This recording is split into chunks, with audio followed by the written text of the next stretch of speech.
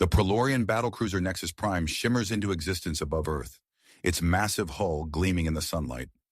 Alarms blare across the planet. Military forces scramble. Inside the alien vessel, Stella, a high-ranking Pralorian diplomat, collapses to the floor. Her body burns with an unquenchable fire, a biological imperative shared by all females of her species. Ship sensors detect Stella's elevated temperature and pheromone levels. Emergency protocols engage.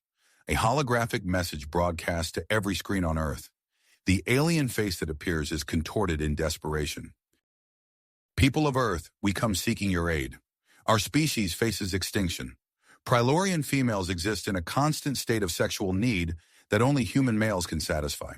We offer advanced technology in exchange for your assistance. The message repeats as chaos erupts worldwide. Government hotlines light up. Social media explodes with speculation and fear. In Washington, D.C., world leaders convene an emergency summit. Heated arguments erupt over the potential consequences of aiding the aliens versus the ethical implications of refusing. At the CDC in Atlanta, Nathan Parker's ordinary day as a virologist shatters. Black-clad operatives burst into his lab, escorting him to a waiting helicopter. The 28-year-old scientist finds himself whisked away to a secure underground facility. A stern-faced general briefs Nathan on the situation. Your genetic profile makes you uniquely compatible with Pralorian biology. You've been chosen as humanity's representative for first contact. Nathan's mind reels as he undergoes a battery of physical and psychological evaluations. Doctors poke and prod. Psychologists assess his mental state. Through it all, the weight of responsibility bears down on him. He's an unwitting ambassador in an unprecedented crisis. As Nathan's training intensifies, reports filter in of rogue Pralorian scout ships breaching Earth's atmosphere. Eyewitnesses describe desperate alien females prowling city streets, searching for human males to alleviate their suffering. Military forces mobilize to contain the incursions. In the facility's control room, screens display global hotspots. Riots erupt in major cities. Religious leaders decry the aliens as demons sent to tempt humanity. Others hail them as saviors, offering a path to the stars. Nathan watches the chaos unfold, his anxiety mounting. A hand clasps his shoulder. The general's face is grim. It's time, son. We're sending you up to the Nexus Prime. You'll meet with Stella face to face. The fate of two species rests on your shoulders. As Nathan is led to the launch pad, alarms blare. Another Pralorian ship has entered Earth's atmosphere, heading straight for the facility. The mission clock ticks down. Humanity's future hangs in the balance, dependent on one man's ability to satisfy an alien race's insatiable need. Nathan's heart raced as he was led to the launch pad. The alarms continued to blare, signaling the approach of another Pralorian ship. He cast one last glance at the facility behind him, then stepped into the specially designed shuttle. As the craft lifted off, Nathan gripped his seat, his knuckles turning white. The Earth fell away beneath him, a blue marble shrinking in the distance. He tried to steady his breathing, acutely aware of the enormity of his task. The shuttle docked with the Nexus Prime, its massive hull dwarfing the human vessel. Nathan's legs felt weak as he stepped onto the alien ship. A group of male Pralorians awaited him, their tall, slender forms radiating an aura of advanced intelligence. "Welcome, Nathan Parker," one of them said, his voice a melodious hum. "I am Dr. Zorn, chief scientist of the Nexus Prime. Please follow us." As they walked through corridors of shimmering metal, Nathan marveled at the alien technology surrounding him. The Pralorians explained their dire situation in greater detail. "Our females enter a state we call the burning every few lunar cycles," Dr. Zorn said. "Without relief, they suffer greatly and eventually perish. We discovered that human males possess a unique genetic marker that can alleviate this condition." Nathan nodded, trying to process the information. "And that's why you came to Earth?" "Precisely," another Pralorian answered. "Our very survival depends on it." As they neared the medical bay, Nathan noticed the male Pralorians growing increasingly agitated. They shifted uncomfortably, their iridescent skin taking on a sickly hue. Dr. Zorn noticed Nathan's concerned look.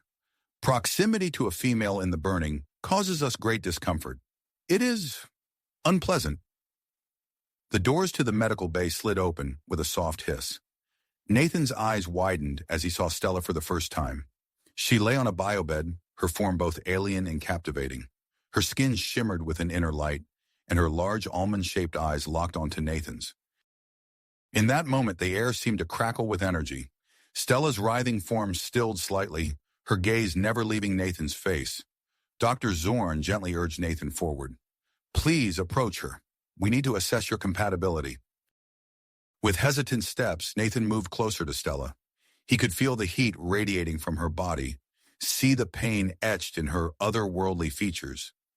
Without thinking, he reached out and took her hand. The effect was instantaneous. Stella's body relaxed, her breathing eased. The medical equipment monitoring her vital signs beeped with positive changes. Extraordinary, Dr. Zorn murmured, studying the readouts. Your presence alone seems to have a stabilizing effect. Nathan, we need you to stay with Stella longer. We must study this interaction further. As the male Pralorans retreated to a safe distance, Nathan found himself alone with Stella. She spoke, her voice a musical trill that the ship's translators struggled to interpret. Thank you, she managed, her grip on Nathan's hand tightening. The pain, it lessens? Nathan smiled, feeling an unexpected warmth spread through him. I'm glad I can help. Can you tell me more about your people? As Stella began to speak, Nathan listened intently. Despite the language barrier, he found himself drawn into her world, fascinated by the history and culture she described. Hours passed, and Nathan remained by Stella's side. The Pralorian medical team observed from afar, meticulously recording data on the pair's interaction. Unbeknownst to Nathan, events on Earth were spiraling out of control. News channels broadcast footage of Pralorian scout ships landing in major cities. Panicked crowds filled the streets. Reactions split between fear and curiosity. In New York, a rogue Pralorian female stumbled out of a landing craft, her eyes wild with desperation. She reached for the nearest human male, who recoiled in shock. Police surrounded the area, unsure how to proceed. Similar scenes played out across the globe. In Moscow, London, Beijing, and countless other cities, humanity grappled with the reality of alien contact. The United Nations Security Council convened an emergency session. Diplomats from every nation argued fiercely about how to respond to the Pralorian crisis. We cannot simply allow these aliens to use our people as a cure for their condition, the French ambassador insisted. But think of the technological advancements they're offering, countered his Chinese counterpart. This could propel humanity centuries into the future. As the debate raged on, military forces around the world mobilized. Fighter jets patrolled the skies, and naval vessels took up defensive positions in key waterways. Back on the Nexus Prime, Nathan remained oblivious to the chaos unfolding on his home planet. His world had narrowed to the alien medical bay and the fascinating being before him. Stella's condition continued to improve under Nathan's care. As the hours stretched on, he found himself opening up to her, sharing stories of his life on Earth. Your world sounds beautiful, Stella said, her eyes shining with curiosity. I hope one day our peoples can coexist peacefully. Nathan nodded, a hint of worry creeping into his voice. I hope so too, but I can't help wondering, what's happening back on Earth right now? Nathan's question about Earth hung in the air, unanswered. Before Stella could respond, Dr. Zorn burst into the medical bay, his iridescent skin pulsing with excitement. Nathan, Stella, we've made an extraordinary discovery, he exclaimed, gesturing to the monitors surrounding them. Our sensors have detected a unique biochemical compound forming in both of your bodies. Nathan looked at the screens, trying to decipher the alien symbols and graphs. What does it mean, he asked. Dr. Zorn's eyes gleamed. This compound, which we're calling Synthos, appears to have remarkable healing properties. It's not just alleviating Stella's symptoms. It could potentially solve our entire species' evolutionary crisis. Stella sat up, her expression a mix of hope and disbelief. Is this true, Dr. Zorn? Could this really be the answer we've been searching for? The Pralorian scientist nodded emphatically. The data is clear, but we need to conduct further experiments to maximize Synthos production and study its effects. Nathan felt a flutter of anticipation in his chest. What kind of experiments? Dr. Zorn hesitated, his skin shifting to a deeper hue. We propose that you and Stella share living quarters for an extended period. Continuous physical proximity and interaction could significantly increase Synthos production. Nathan glanced at Stella, their eyes meeting. He saw his own mix of scientific curiosity and growing attraction reflected in her gaze. I'm willing, if you are, Nathan said softly. Stella nodded, a smile playing at the corners of her mouth. For the sake of science, of course. The next few days passed in a whirlwind of activity. Nathan was moved into a spacious suite adjacent to Stella's quarters. The rooms were filled with a mix of human and Pralorian amenities, creating a unique blend of the familiar and the alien. As they settled into their new routine, Nathan and Stella found themselves drawn to each other beyond the confines of their experiment. They spent hours talking, sharing stories of their respective worlds. Tell me about your home, Nathan said one evening as they sat on a curved couch that seemed to float in midair. Stella's eyes lit up. Pryloria is a world of crystal forests and bioluminescent oceans. Our cities are built in harmony with nature, towering structures that seem to grow from the very earth. She went on to describe Pralorian technology, their system of governance, and the rich tapestry of their culture. Nathan listened, enthralled, asking questions and drawing parallels to human society. In turn, Nathan introduced Stella to aspects of human culture. He played recordings of Earth's music, from classical symphonies to pulsing rock anthems. Stella's reaction to the unfamiliar sounds was a mix of fascination and joy. It's like mathematics given voice, she said, swaying to the rhythm of a jazz piece. Nathan also shared human art through holographic projections, explaining the various styles and movements throughout history.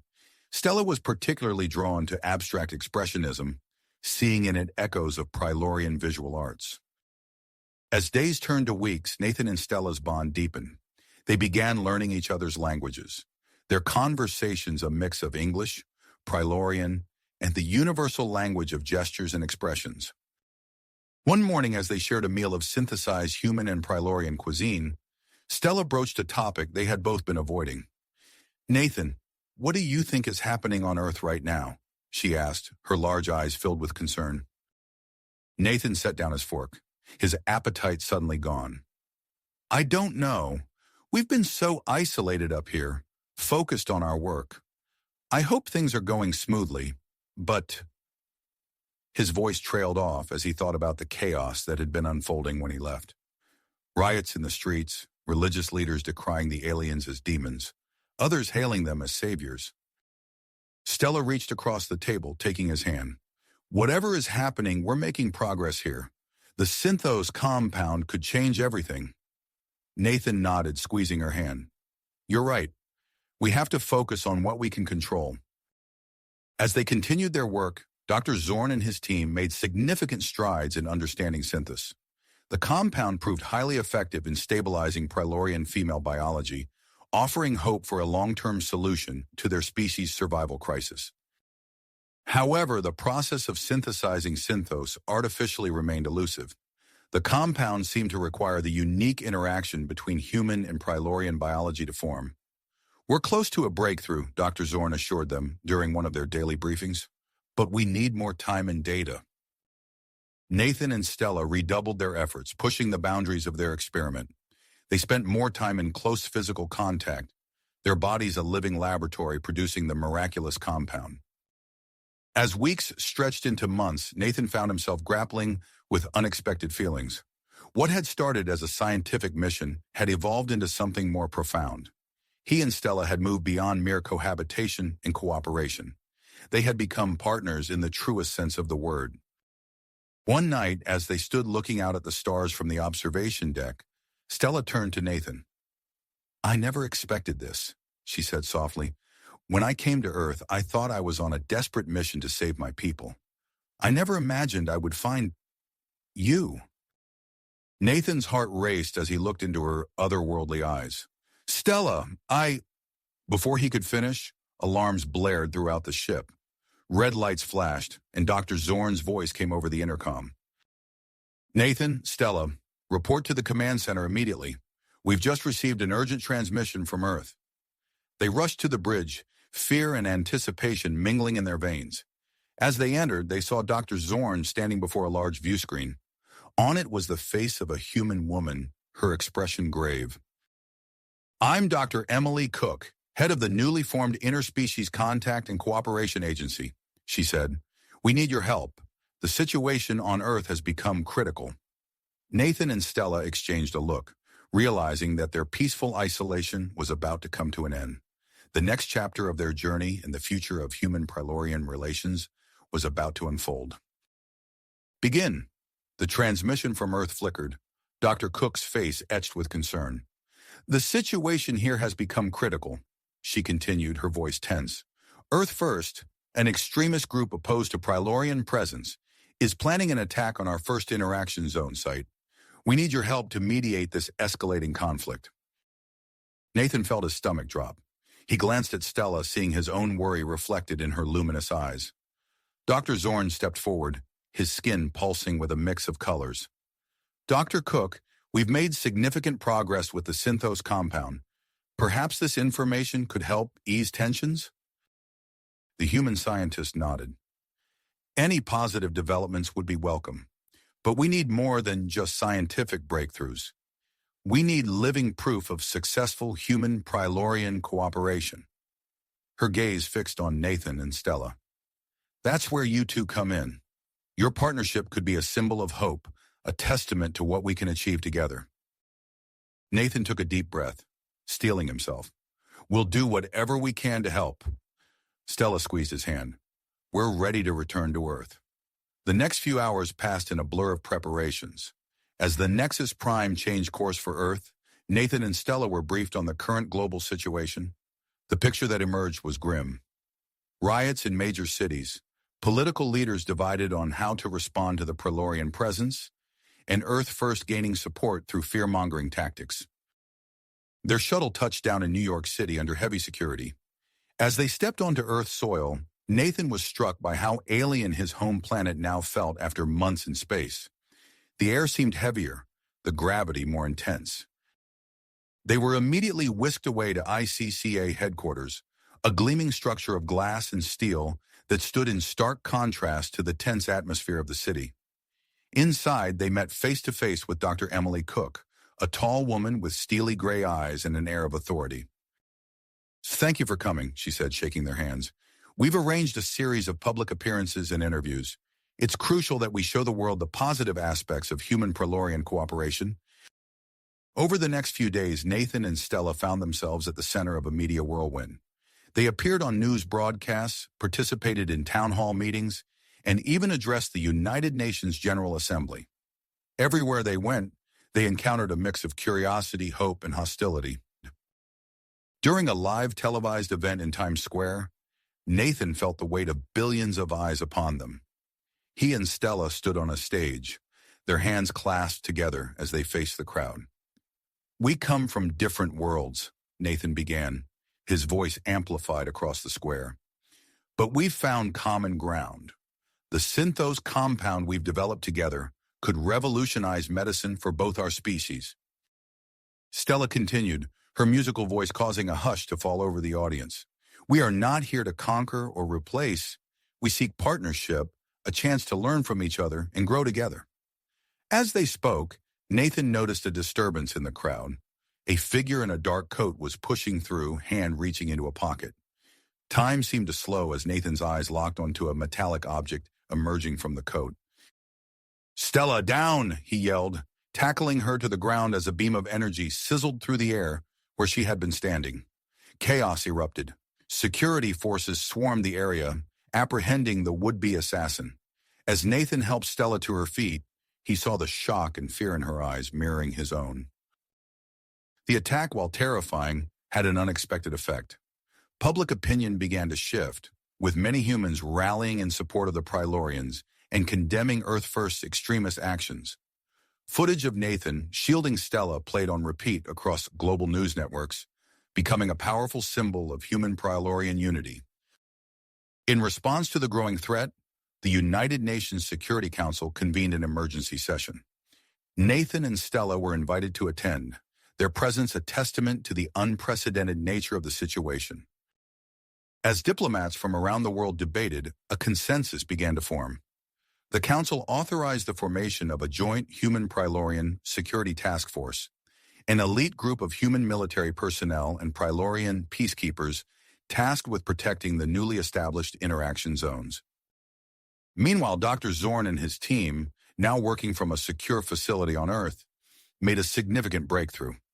Nathan and Stella were called to the lab, where they found the Pralorian scientists practically vibrating with excitement.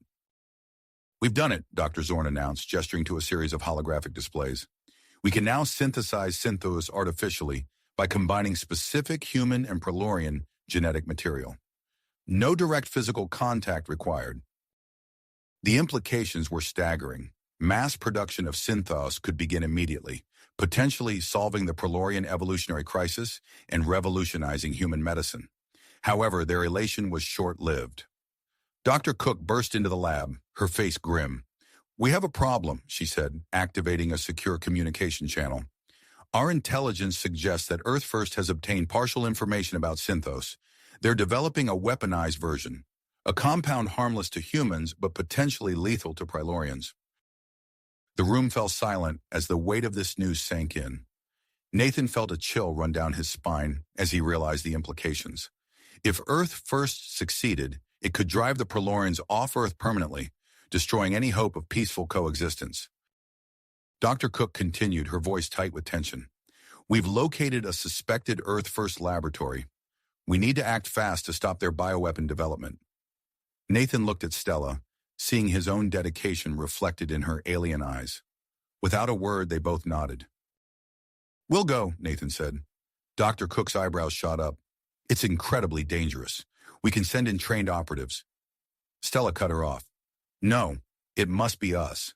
We are living proof of what can be achieved when our species work together. Who better to stop those who would tear us apart?" After a moment of hesitation, Dr. Cook nodded. "Very well. We'll provide you with all the support we can, but ultimately this will be a covert operation. You'll be on your own once you're inside." As they began to plan their mission, Nathan felt a mix of fear and exhilaration. He and Stella had come so far together, from strangers in an alien medical bay to partners standing on the brink of interstellar conflict. Whatever challenges lay ahead, he knew they would face them side by side. Nathan took a deep breath, steeling himself for the mission ahead. "Let's go over the plan one more time," he said, turning to face Stella. The Pralorian nodded, her iridescent skin shimmering under the harsh lights of the briefing room. "We infiltrate the Earth First laboratory using Dr. Zorn's cloaking technology. Our primary objective is to gather intelligence on the bioweapon and, if possible, sabotage its production." Nathan nodded, feeling the weight of their mission settle on his shoulders. "And we do this without backup. Once we're inside, we're on our own." Dr. Cook handed them each a small, sleek device. "These will allow you to communicate with us securely. Use them only in case of emergency. Good luck, both of you. The fate of human-Pralorian relations may rest on the success of this mission." As they made their way to the transport that would take them to the outskirts of the city, Nathan felt Stella's hand slip into his. He squeezed it gently, drawing strength from her presence. The abandoned industrial complex loomed before them, a hulking shadow against the night sky. Nathan activated the cloaking device, feeling a slight tingle as the Pralorian technology enveloped them in its invisible embrace. "Ready?" he whispered. Stella's eyes gleamed in the darkness. "Always." They moved silently through the outer perimeter, their footsteps muffled by the advanced technology. Nathan's heart pounded in his chest as they narrowly avoided a patrol of Earth First guards, their voices low and gruff as they passed mere inches from where he and Stella stood frozen. Inside the facility, they navigated a maze of corridors, relying on the intel provided by ICAC. The air grew cooler as they descended deeper into the complex, the sterile smell of a laboratory growing stronger with each step. As they rounded a corner, Nathan's breath caught in his throat. Before them stretched a vast underground laboratory, filled with equipment that looked like a fusion of human and Pralorian technology. But it was the row of stasis pods along the far wall that made his blood run cold. "Stella," he whispered, pointing. Her eyes widened in horror as she saw the Pralorian females suspended in the pods, their bodies connected to a web of tubes and wires.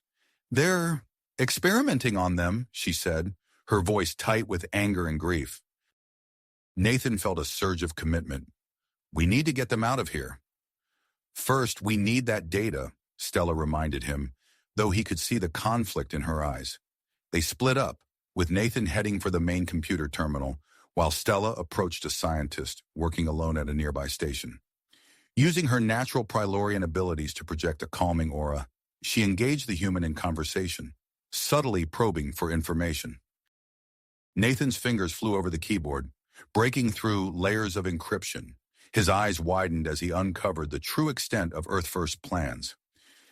"They're planning to release the weaponized Synthos into the water supply," he called out to Stella, his voice barely above a whisper. "We have days at most." Suddenly, alarms blared throughout the facility. Nathan cursed, realizing he had triggered a silent security protocol. "We need to move now!" Stella was already in motion, her body glowing with an otherworldly light as she interfaced with the facility's power grid. The lights flickered and died, plunging the laboratory into darkness.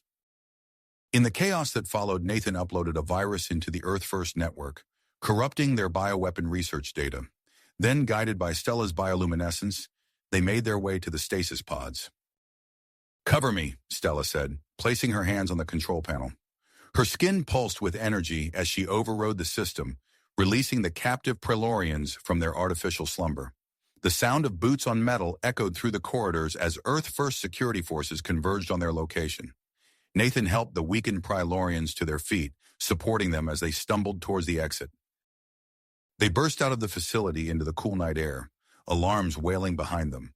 A vehicle roared to life nearby, Earth First pursuers.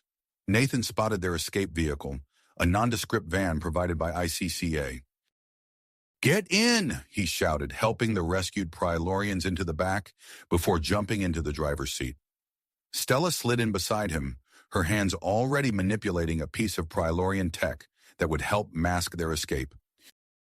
The van's tires squealed as Nathan floored the accelerator, peeling away from the complex. In the rearview mirror, he could see the Earth First vehicles in hot pursuit, gaining ground rapidly. "Hold on!" he called out, swerving sharply to avoid a barrage of weapons fire.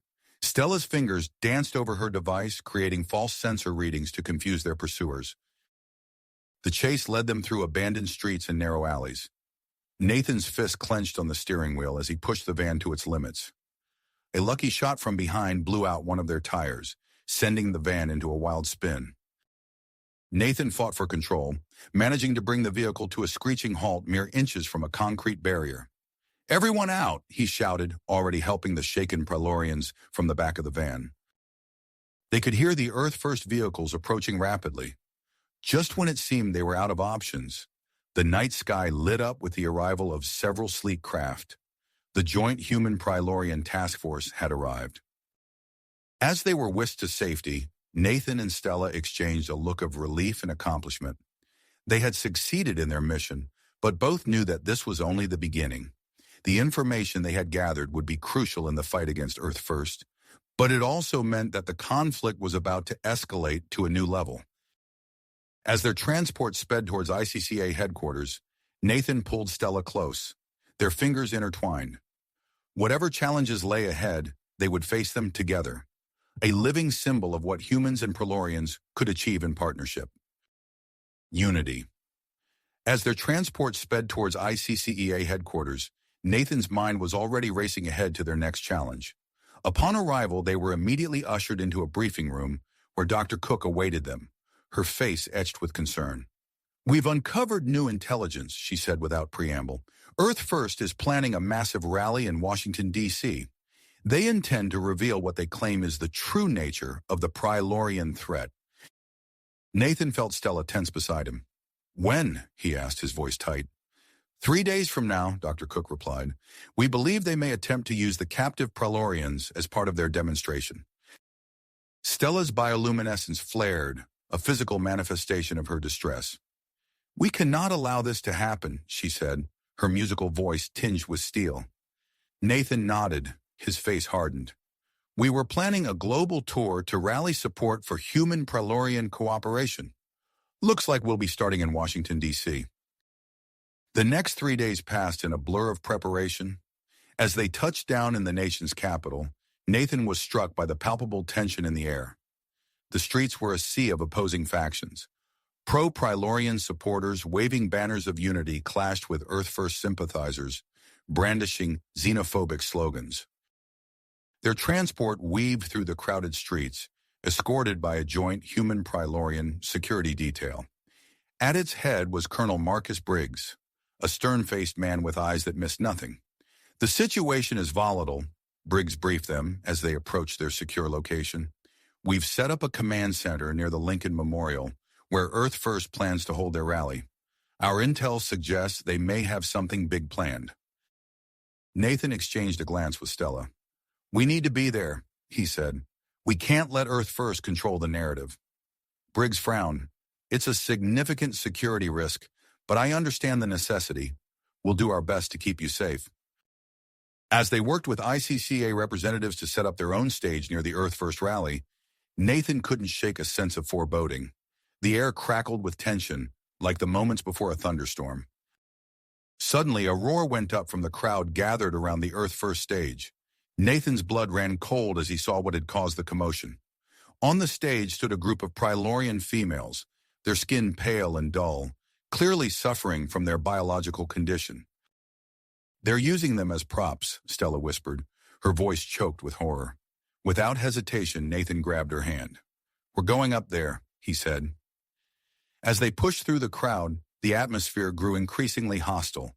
Earth First supporters hurled insults and tried to block their path, while pro-Pralorian factions surged forward to protect them. They were mere yards from the stage when the world exploded into chaos. A series of deafening blasts rocked the area around the Lincoln Memorial. Screams filled the air as people fled in all directions.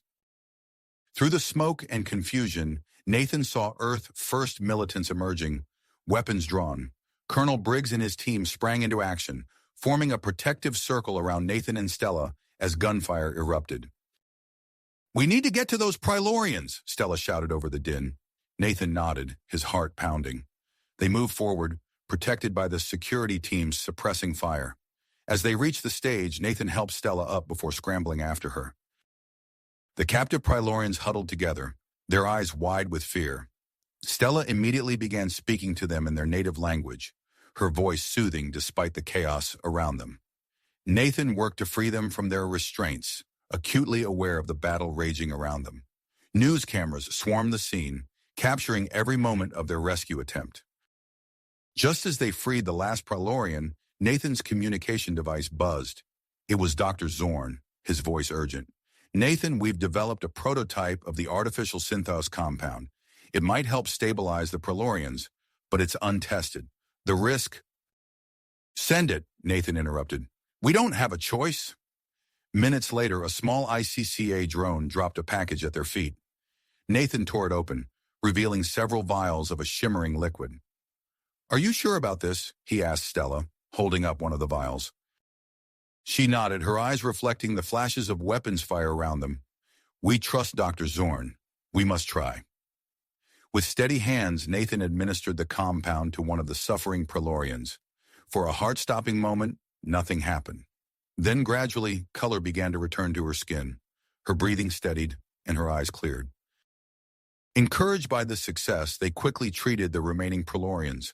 As the aliens' conditions stabilized, the crowd's attention shifted. The live broadcast of their actions was changing the narrative in real time.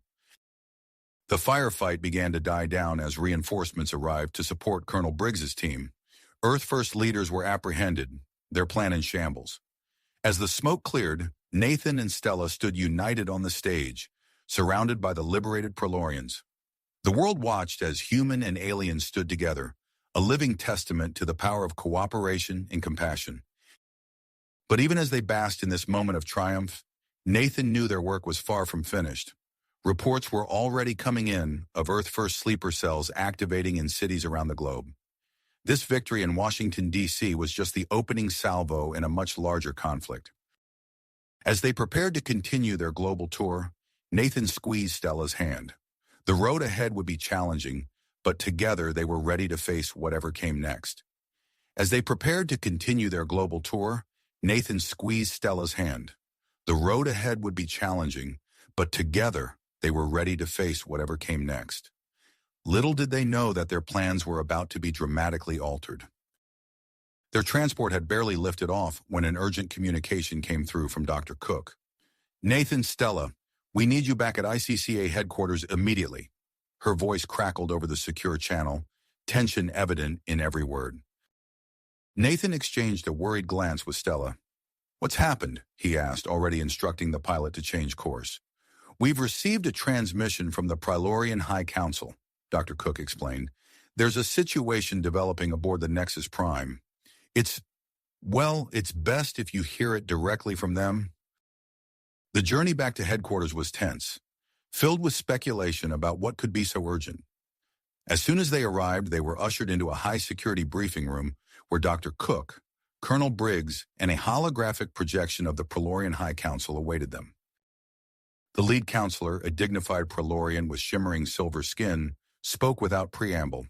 "Our long-range sensors have detected an incoming fleet of vessels approaching the solar system at an alarming speed. They belong to a previously unknown alien species." Nathan felt Stella stiffen beside him. "Unknown species?" she echoed, her voice filled with disbelief. Before anyone could respond, a broadcast began playing on the main screen. A harsh, guttural voice filled the room, speaking in a language Nathan had never heard before. Subtitles appeared at the bottom of the screen. "Attention, inhabitants of Earth. We are the Zorkath, intergalactic peacekeepers. We have tracked the parasitic Pralorian species to your system. They drain the life force of other races through their biological imperative. Cease all cooperation with them immediately and prepare for cleansing." The room erupted into chaos. Colonel Briggs was already barking orders into his communicator, while Dr. Cook frantically typed on her tablet, likely coordinating with other ICCA branches. Nathan turned to Stella, whose bioluminescence had dimmed to a faint glow. "Is this true?" he asked, his voice barely above a whisper. Stella's eyes met his, filled with a mixture of shame and drive. "It's complicated," she said. "There's something I need to tell you, all of you." As the room fell silent, Stella took a deep breath. "Centuries ago, my species was indeed more aggressive in our search for compatible mates across the galaxy. But we've evolved. We developed strict ethical guidelines for interspecies interactions. What the Zorkath are saying, it's not who we are anymore." The Pralorian counselor nodded gravely. "Stella speaks the truth. We have come to offer a proposal to counter this threat. We will share our advanced defensive technology with Earth, including shield generators and energy weapons. In exchange, we request asylum for our entire fleet, which is now en route to your system, fleeing the Zorkath Armada." Dr. Cook's eyes widened. "This is beyond anything we've anticipated. We'll need to convene an emergency session of the UN to address this." Colonel Briggs stepped forward. "In the meantime, we need to prepare for all possibilities. Dr. Cook, what do you suggest?" The scientist's fingers flew over her tablet. "There's a cache of Pralorian defensive technology hidden in the asteroid belt. If we can retrieve it before the Zorkath arrive, it could give us a fighting chance." Nathan felt a familiar surge of adrenaline. "We'll go," he said, gesturing to himself and Stella. Dr. Cook nodded. "I was hoping you'd say that. We have a human Pralorian hybrid spacecraft ready. You'll be accompanied by a small crew of specialists." As they prepared for departure, Nathan couldn't shake the gravity of the situation. Earth's fate and the future of human-Pralorian relations now rested on their shoulders. They boarded the sleek hybrid spacecraft, its design a testament to what humans and Pralorians could achieve together. As they broke through Earth's atmosphere, Nathan gasped at the sight before them. Hundreds of Pralorian ships filled the sky, a massive refugee fleet seeking sanctuary. Their journey through the asteroid belt was tense, with Nathan and Stella working in perfect synchronization. Nathan's piloting skills were put to the test as he navigated through the treacherous field of space debris. Suddenly, alarms blared throughout the ship. "Zorkath, scouts detected," called out one of the crew members. Nathan's hands tightened on the controls. "Stella, weapon systems online."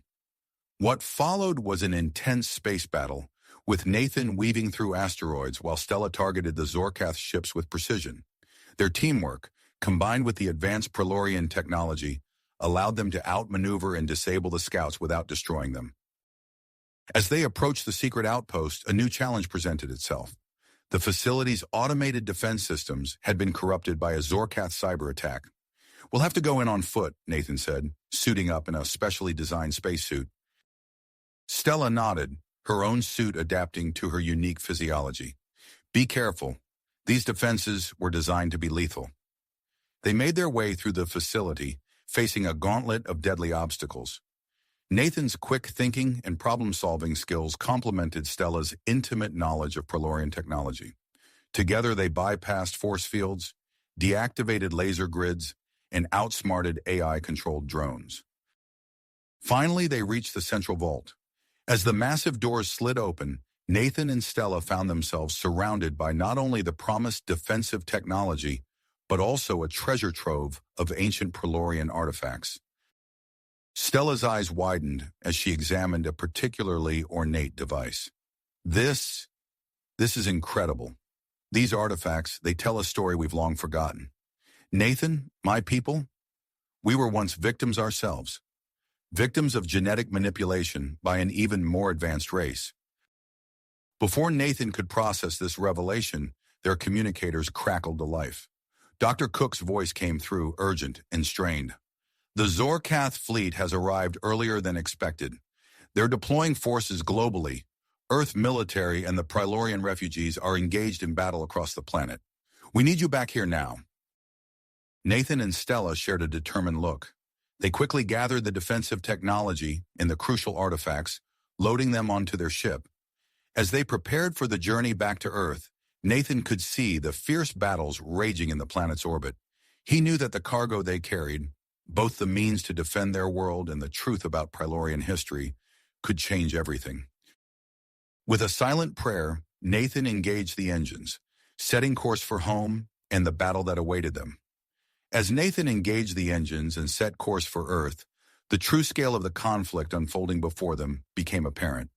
The planet's orbit was a chaotic battlefield, with Zorkath ships clashing against the combined forces of Earth and the Pralorian refugees. "We're going to have to run the gauntlet," Nathan said, his grip tightening on the controls. "Stella, give me everything you've got on weapons and shields." Stella's fingers danced across the control panel, her bioluminescence pulsing with concentration. Defensive systems at maximum, weapons hot. They plunged into the fray, their hybrid spacecraft weaving through the debris of destroyed ships and dodging energy blasts from all sides. Nathan's piloting skills were put to the ultimate test as he navigated the treacherous path towards the planet's surface. Suddenly, their sensors blared a warning. "Multiple Zorkath interceptors on our 6, Stella called out. Before Nathan could react, a squadron of Earth's most advanced fighter jets swooped in, engaging the pursuing Zorkath ships. The comm system crackled to life with Colonel Briggs' voice. "We've got you covered, Nathan. Follow the escort to the designated landing zone." The fighter squadron created a protective corridor through the war-torn skies, allowing Nathan and Stella's ship to descend through the atmosphere. As they broke through the cloud cover, the devastation below became visible. Major cities were surrounded by shimmering energy shields, while battles raged on the outskirts. Their ship touched down at a heavily fortified ICAC facility, and they were immediately whisked away to a high-level briefing. Dr. Cook, looking haggard but determined, greeted them alongside military leaders and Pralorian representatives. "What you've brought back could change everything," Dr. Cook said as Nathan and Stella presented the recovered technology and artifacts. Stella held up one of the ancient Pralorian devices, its surface etched with intricate symbols. "This tells a story we had forgotten," she explained, her voice thick with emotion. "My people were once victims of genetic manipulation by an even more advanced race. We're not the parasites the Zorkath believe us to be." The room fell silent as the implications sank in. Dr. Cook was the first to speak. We need to get this information out there. If we can undermine the Zorkath's justification for this invasion, we might have a chance at ending this conflict. As ICAC engineers and Pralorian technicians rushed to integrate the new defensive technology, Dr. Cook pulled Nathan and Stella aside. "We have a critical mission for you," she said, her eyes intense. "We need you to infiltrate a Zorkath command ship and upload this data package directly into their communication network." Nathan's eyebrows shot up. "Infiltrate? I'm a pilot, not a spy."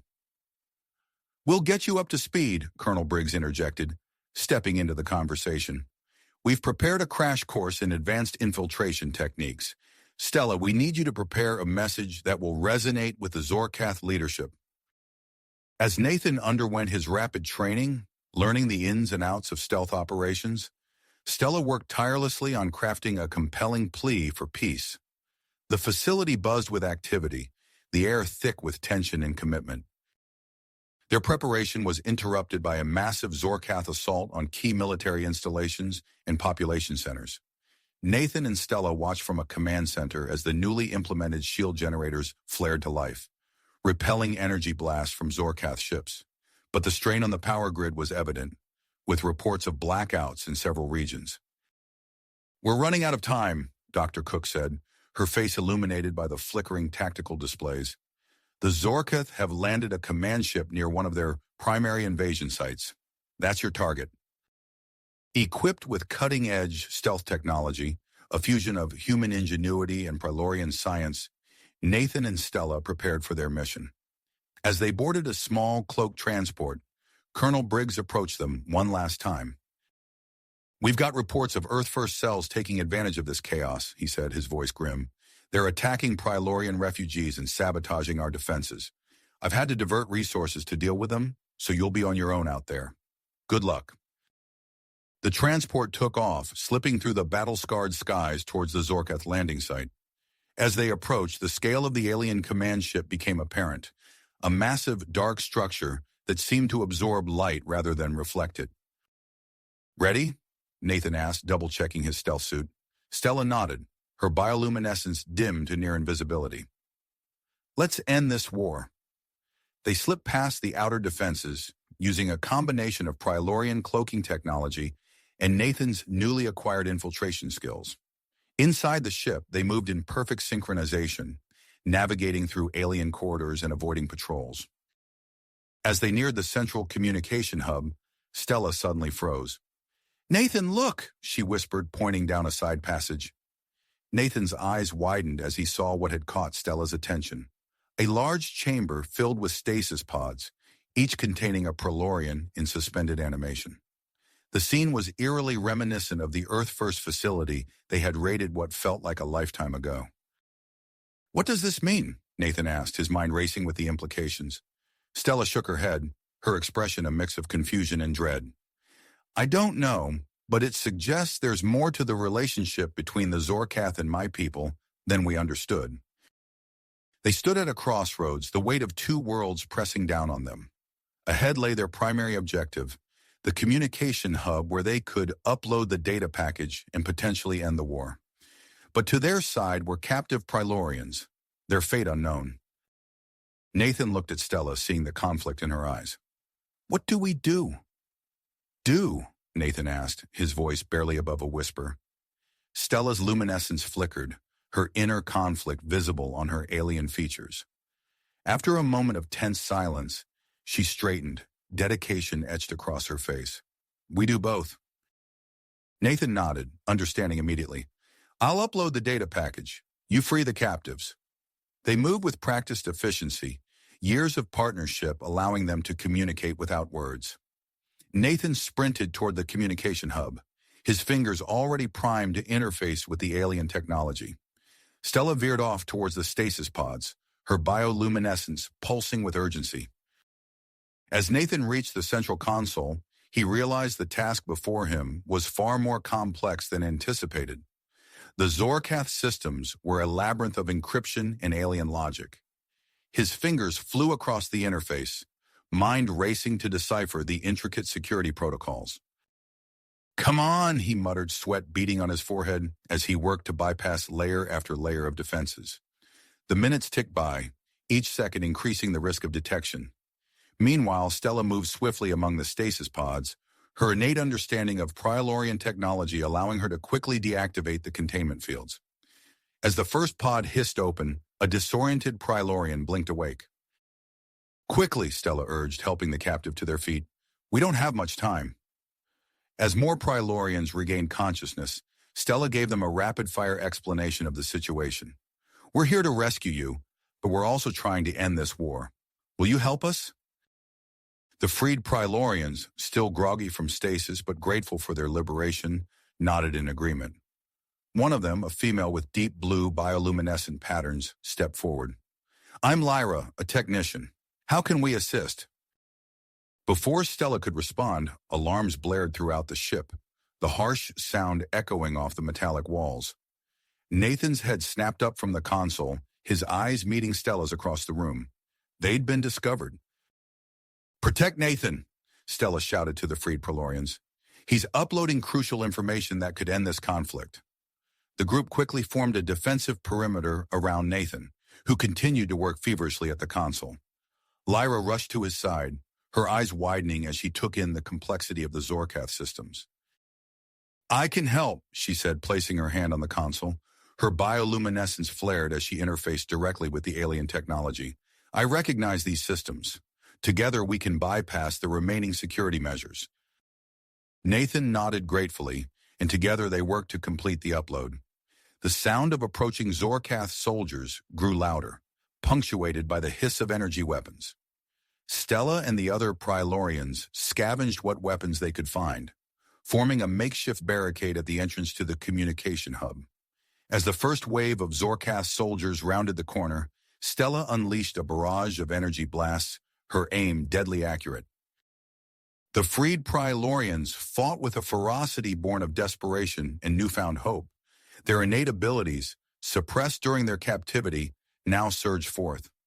Some created energy shields to deflect Zorkath fire, while others used telekinesis to hurl debris at the advancing enemy. "Almost there," Nathan called out, his voice strained with concentration. Lyra's assistance had accelerated the process exponentially, but the upload was still agonizingly slow. A Zorkath energy blast sizzled past Stella's head, singeing her hair. She returned fire, downing 2 more soldiers. But for every Zorkath that fell, 2 more seemed to take their place. "Nathan, we can't hold them much longer," Stella shouted, ducking behind cover as another volley of energy blasts peppered their position. Just as it seemed they would be overwhelmed, Nathan let out a triumphant yell. "It's done! The data is uploading to their entire network." Lyra disengaged from the console, her bioluminescence pulsing with excitement. "It's spreading to their invasion force and their homeworld. The truth about our history, about the genetic manipulation, it's all out there now." The effect was almost immediate. The Zorkath soldiers hesitated, their attacks becoming less coordinated as confusion spread through their ranks. Some lowered their weapons while others continued to press the attack with less conviction. "To the hangar bay," Stella ordered, seizing the moment of confusion. "We need to get off this ship." The group fought their way through the corridors with Nathan and Stella leading the charge. Lyra's knowledge of Zorkath systems proved invaluable as she guided them through the labyrinthine structure of the command ship. They burst into the hangar bay, quickly identifying a shuttle large enough to accommodate their group. As they rushed towards it, a squad of Zorkath soldiers entered from the opposite side of the bay. "Cover me," Lyra shouted as she raced to the shuttle's control panel. Her hands danced across the interface, bypassing launch protocols and security measures with astonishing speed. Nathan and Stella provided covering fire, their movements in perfect sync as they held off the approaching Zorkath. The freed Pralorians boarded the shuttle, with Lyra bringing its systems online.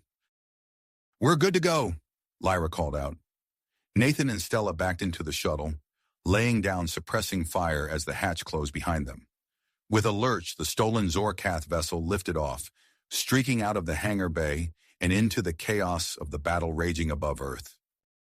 As they climbed through the atmosphere, the true scale of the conflict became apparent.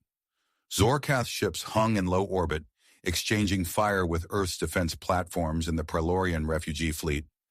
But something was different. The battle lines were blurring.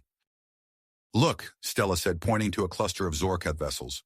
They had ceased fire, their weapons powered down. Others continued to fight, but with less coordination and intensity. "The data," Nathan breathed. "It's working.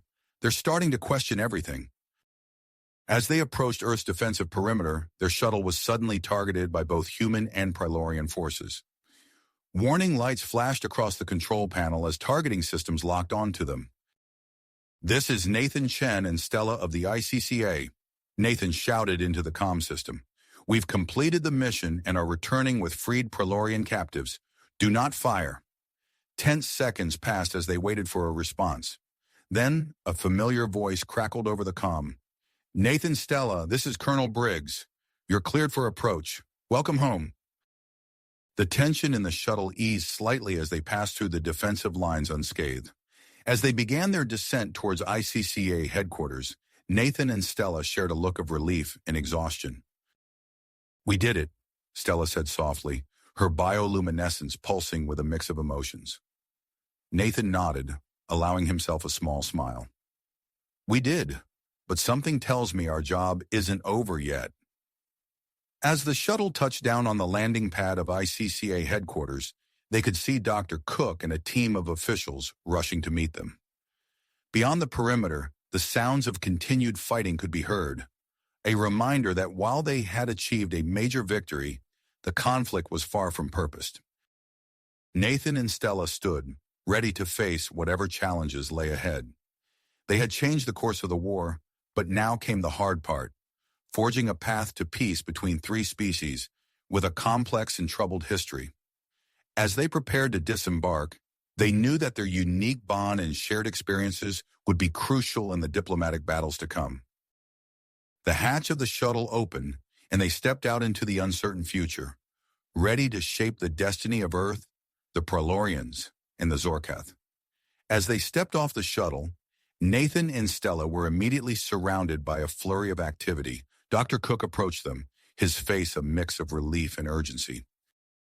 "Thank goodness you're back," he said, guiding them towards the main building. "We've got a lot to discuss. The Zorkath have agreed to negotiations, and you two are at the center of it all." Nathan and Stella exchanged glances, the weight of their responsibility settling on their shoulders. They followed Dr. Cook through the bustling corridors of ICCA headquarters, passing by screens displaying real-time battle updates and groups of officials huddled in intense discussion. The conference room was a stark contrast to the chaos outside.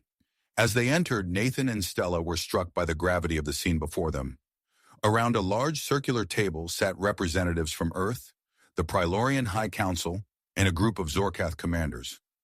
The tension in the air was palpable, centuries of mistrust and recent conflict hanging over the assembled delegates like a storm cloud.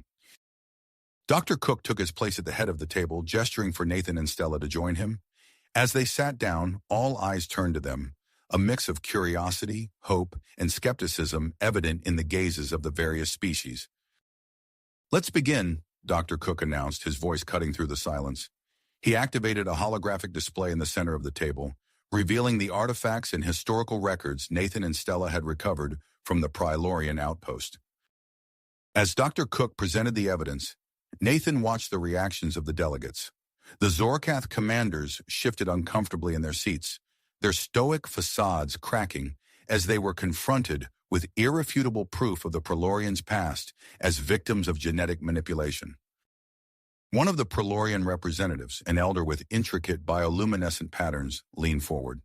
"This confirms what our oldest legends have always hinted at," she said, her voice filled with a mixture of vindication and sorrow. A Zorkath commander, his scaled skin a deep green, stood up abruptly. This changes everything," he said, his voice gravelly. "Our entire mission, our purpose, it was based on a lie?"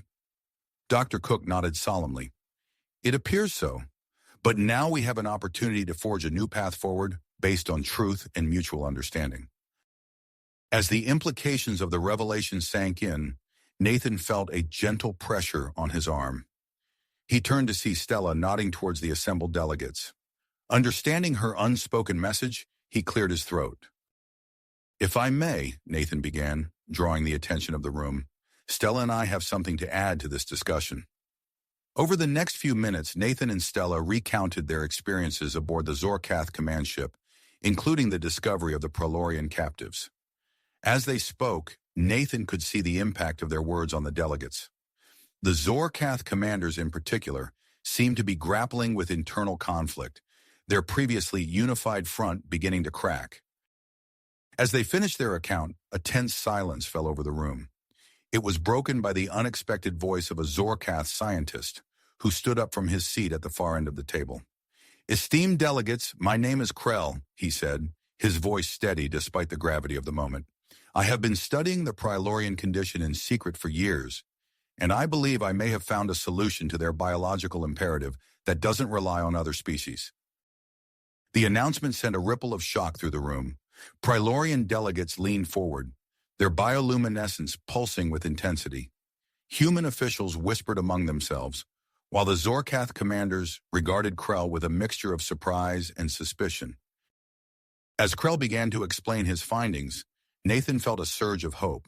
This could be the breakthrough they needed to end the conflict once and for all. He glanced at Stella, seeing his own optimism reflected in her alien features. Their moment of shared hope was interrupted by Dr. Zorn, who had been quietly observing the proceedings. He stood up, clearing his throat to gain the attention of the room. "While Krell's research offers a long-term solution, we also have a more immediate option to consider," Dr. Zorn said. He went on to present the latest findings on the artificial Synthos compound, proposing a joint research initiative between the three species to perfect the formula. As the negotiations continued, Nathan and Stella found themselves increasingly at the center of attention. Their unique relationship had become a symbol of hope, a living example of successful human-Pralorian cooperation. "Tell us," one of the human delegates asked, leaning forward with interest, "how have you navigated the challenges of your interspecies relationship?" Nathan looked at Stella, a small smile playing on his lips. As they began to share their experiences, the atmosphere in the room subtly shifted. The tension eased slightly as delegates from all sides listened to their story of trust, understanding, and mutual respect.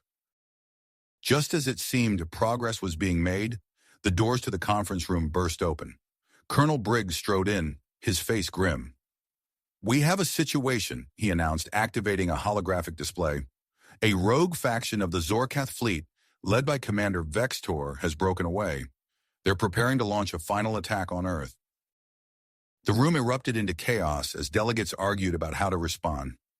Nathan watched as the fragile trust they had been building threatened to crumble in the face of this new crisis. Suddenly, one of the Zorkath commanders stood up, silencing the room with a raised hand. "We cannot allow this to happen," he declared. "We offer to join our forces with Earth's defenses and the Pralorian fleet to intercept these rogue ships." As the implications of this offer sank in, Nathan felt a surge of purpose. This was it, the moment that would define the future of interspecies relations. Dr. Cook turned to Nathan and Stella, his expression serious. "We need you two to coordinate this joint operation. Your unique experiences make you the best candidates for this crucial role." Nathan and Stella exchanged a look, years of partnership allowing them to communicate without words. They nodded in unison. "We'll do it," Nathan said, his voice firm. As they left the conference room to prepare for the upcoming battle, alarms began to blare throughout the facility. Colonel Briggs received an urgent communication, his face darkening as he listened. "Earth First cells are attempting to sabotage our military installations," he reported grimly. "We'll have to fight this battle on two fronts." Nathan and Stella quickened their pace, heading towards the command vessel that would serve as their base of operations. As they walked, they could feel the weight of responsibility settling on their shoulders. The fate of Earth, the Pralorians, and the Zorkath now rested in their hands. They boarded the sleek, state-of-the-art vessel, immediately moving to the central command station. As systems came online and data streams began to flow, Nathan took a deep breath, steeling himself for the challenge ahead. "Ready?" he asked Stella, his hand hovering over the main control panel. Stella's bioluminescence pulsed with purpose as she nodded. "Let's make history," she replied. With that, they began coordinating the largest joint operation in human history, knowing that the next few hours would shape the course of galactic politics for generations to come. Nathan's fingers flew across the control panel, activating the command vessel's advanced systems. Beside him, Stella's bioluminescence pulsed rapidly as she established communication links with the diverse fleet assembling around them. "All ships, this is Nathan Chen and Stella of the ICCA," Nathan announced, his voice steady despite the tension coursing through him. "We're coordinating this joint operation. Stand by for tactical assignments." As the combined human, Pralorian, and allied Zorkath forces moved into formation, Nathan and Stella quickly devised a strategy that played to each species' strengths. They assigned human ships to provide long-range fire support, utilizing their advanced targeting systems. Pralorian vessels took up defensive positions, their unique shielding technology forming a protective barrier around the fleet. The allied Zorkath ships, with their superior maneuverability and firepower, prepared to lead the charge against Vexor's rogue faction. "Pralorian fleet, focus on maintaining our defensive perimeter," Stella instructed, her translator conveying the complex harmonics of her native language. "Human ships, provide covering fire for our Zorkath allies as they engage the enemy." As the battle commenced, the space around Earth erupted into chaos. Vexor's ships unleashed a barrage of energy weapons, their beams cutting through the darkness of space. The Allied fleet responded in kind, filling the void with a dazzling display of firepower. Nathan's eyes darted between holographic displays, tracking the movements of hundreds of ships. Suddenly, a pattern emerged in Vexor's attack formation. His mind raced back to the historical data they had uncovered on the Pralorian outpost. "Stella, look at this," Nathan said urgently, highlighting the enemy formation. "Vexor's using an ancient Zorkath battle tactic. It was in those old records we found." Stella's eyes widened in recognition. Without hesitation, she opened a channel to the allied Zorkath commanders. "Commanders, be advised. Vexor is employing the Spiral of Khazar. Adjust your formations accordingly."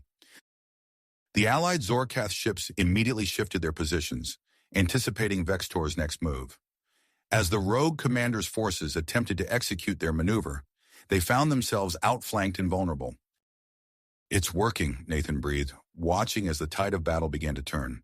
Their moment of triumph was short-lived, however, as a priority transmission came through from Earth. Colonel Briggs' face appeared on the main view screen, his expression grim. "Nathan, Stella, we've got a situation down here," Briggs reported. "Earth-first insurgents are hitting our defense installations hard. We're holding them off for now, but I've had to divert resources from our orbital support." Nathan felt his stomach drop. They needed every ship they could get in this fight. "Understood, Colonel. We'll adjust our strategy to compensate. Hold the line down there." As Briggs' image faded, Stella suddenly perked up. "Nathan, I have an idea," she said, her bioluminescence flickering with excitement. "The Pralorian ship's electromagnetic field. We can use it to disrupt the Zorkath sensors." Nathan quickly grasped the implications. "Brilliant. Get me a line to the Pralorian fleet captains." Within minutes, Stella had coordinated with the Pralorian ships to modulate their natural EM fields. The effect on Vexor's fleet was immediate and dramatic. Enemy ships began to move erratically, their formations breaking apart as their sensors failed. As the battle raged on, Nathan and Stella worked in perfect synchronization. Their shared experiences allowed them to anticipate each other's decisions, operating as a single, highly efficient unit. But the strain of coordinating such a massive operation began to take its toll. Nathan felt a headache building behind his eyes, his concentration wavering. He glanced at Stella, noticing the fatigue in her alien features. They shared a look of understanding, drawing strength from their bond. Suddenly, alarms blared across the command deck. A massive energy signature was detected, emanating from Vexor's flagship. The rogue commander had targeted Earth's moon with a weapon of terrifying power. "He's trying to destabilize the moon's orbit," Stella gasped, her voice filled with horror. The damage to Earth would be catastrophic. Nathan's mind raced, searching for a solution. In a flash of inspiration, he turned to Stella. "The tractor beams," he said urgently. "If we can combine the tractor beams of every ship in the fleet, we might be able to deflect Vexor's weapon." Stella nodded, immediately grasping the plan. "It's never been done before, but it's our only chance," she agreed. As Vexor's weapon powered up, Nathan and Stella sprang into action. They quickly relayed the plan to the fleet commanders, Stella's diplomatic skills proving crucial in convincing the diverse group to attempt such an audacious maneuver. "All ships, move into position," Nathan commanded, his voice steady despite the stakes. "Prepare to activate tractor beams on my mark." The Allied fleet moved with precision, each ship taking its place in the massive formation. On the main view screen, the energy readings from Vexor's weapon continued to climb. "Tractor beams at full power," Stella reported, her fingers dancing across the control panel. "Ready on your command, Nathan." Nathan took a deep breath, keenly aware that the fate of Earth rested on this moment. "All ships, activate tractor beams. Now!" In an instant, hundreds of tractor beams sprang to life, their combined energy forming a massive, shimmering field in space. Seconds later, Vexor's weapon fired, its devastating energy racing towards the Allied fleet's defense. The two enormous forces collided in a blinding flash of light, the very fabric of space seeming to warp around the point of impact. Nathan and Stella watched with breathless expectation, knowing that the outcome of this moment would shape the course of galactic history. As the light faded and the sensors began to clear, Nathan and Stella leaned forward, anxiously awaiting the results of their daring plan, Gambit. The tension in the command center was palpable as the energy signatures on their screens fluctuated wildly. Suddenly, a blinding flash erupted across the view screen, forcing Nathan and Stella to shield their eyes. As the light faded, they leaned forward anxiously, scanning the readings for any sign of the outcome. "Sensors are coming back online," Stella reported, her bioluminescence pulsing rapidly. "The moon's orbit, it's stable." A collective sigh of relief filled the command center, but their reprieve was short-lived. The collision of forces had created a massive shockwave that now rippled through space, sending both Allied and enemy ships tumbling. Nathan gripped the console as their vessel shuddered violently. "All ships, brace for impact," he shouted into the comms. But his warning came too late for many. The command center erupted into chaos as systems sparked and alarms blared. Nathan and Stella worked feverishly to regain control of their ship and reestablish communication with the scattered fleet. "We've lost contact with the Pralorian defense line," Stella reported, her fingers dancing across the control panel. "Human long-range support is offline, and Allied Zorkath formations are in disarray." As they struggled to regroup their forces, a priority alert flashed on the main screen. Nathan's eyes widened as he processed the information. "Vexor's flagship has broken through our lines," he announced grimly. "They're making a run for Earth." Without hesitation, Nathan began formulating a plan. "We need a task force to pursue them. Stella, get me the fastest ships we have left from each species." As Stella relayed the orders, Nathan made a snap decision. "We're transferring to a faster vessel. We'll lead this chase ourselves." Within minutes, they had boarded a sleek, state-of-the-art ship that combined the best of human, Pralorian, and Zorkath technology. As they pulled away from the command vessel, Nathan could see the small task force assembling behind them, a microcosm of the diverse fleet they had been leading. "All ships, form up on us," Nathan commanded, his hands steady on the controls. "We're going after Vexor." As they pursued the rogue commander's ship, Nathan and Stella fell into a seamless rhythm. Years of partnership allowed them to anticipate each other's actions, their movements in perfect synchronization. Stella's eyes darted between holographic displays, analyzing Vexor's flight patterns. "He's using a variation of the spiral of Khazar," she observed, "but there's something different about it." Nathan nodded, adjusting their trajectory. "He's incorporated some Pralorian evasive maneuvers. Clever, but we can counter it." Together, they devised a pursuit strategy that utilized the unique strengths of each ship in their task force. Human vessels provided long-range sensor data, while Pralorian ships used their EM fields to disrupt Vexor's sensors. The Allied Zorkath ships took point, their superior firepower keeping the rogue commander on the defensive. As they closed in on Vexor's ship, a transmission from Earth cut through their comms. Colonel Briggs' face appeared on a side screen, his expression taut with tension. "Nathan, Stella, we've got a situation planetside," Briggs reported. "Earth-first extremists have seized control of the Galileo satellite array. If they manage to bring it online, they could disrupt our entire fleet's communications." Nathan felt a knot form in his stomach. Losing contact with their forces now could be catastrophic. "Understood, Colonel. What's your plan?" "I'm leading a team to retake the facility," Briggs replied, his mind focused. "But it's going to be close. Hold the line up there. We're counting on you." As Briggs' image faded, Nathan and Stella exchanged a look of grim understanding. The fate of Earth now balanced on a knife's edge, with battles raging both in orbit and on the ground. Their moment of reflection was cut short as proximity alarms blared. Vexor's ship had led them into a dense field of debris, the shattered remains of vessels destroyed in the earlier battle. "All ships, adjust your shields to maximum," Nathan ordered, his hands tightening on the controls. "This is going to get rough."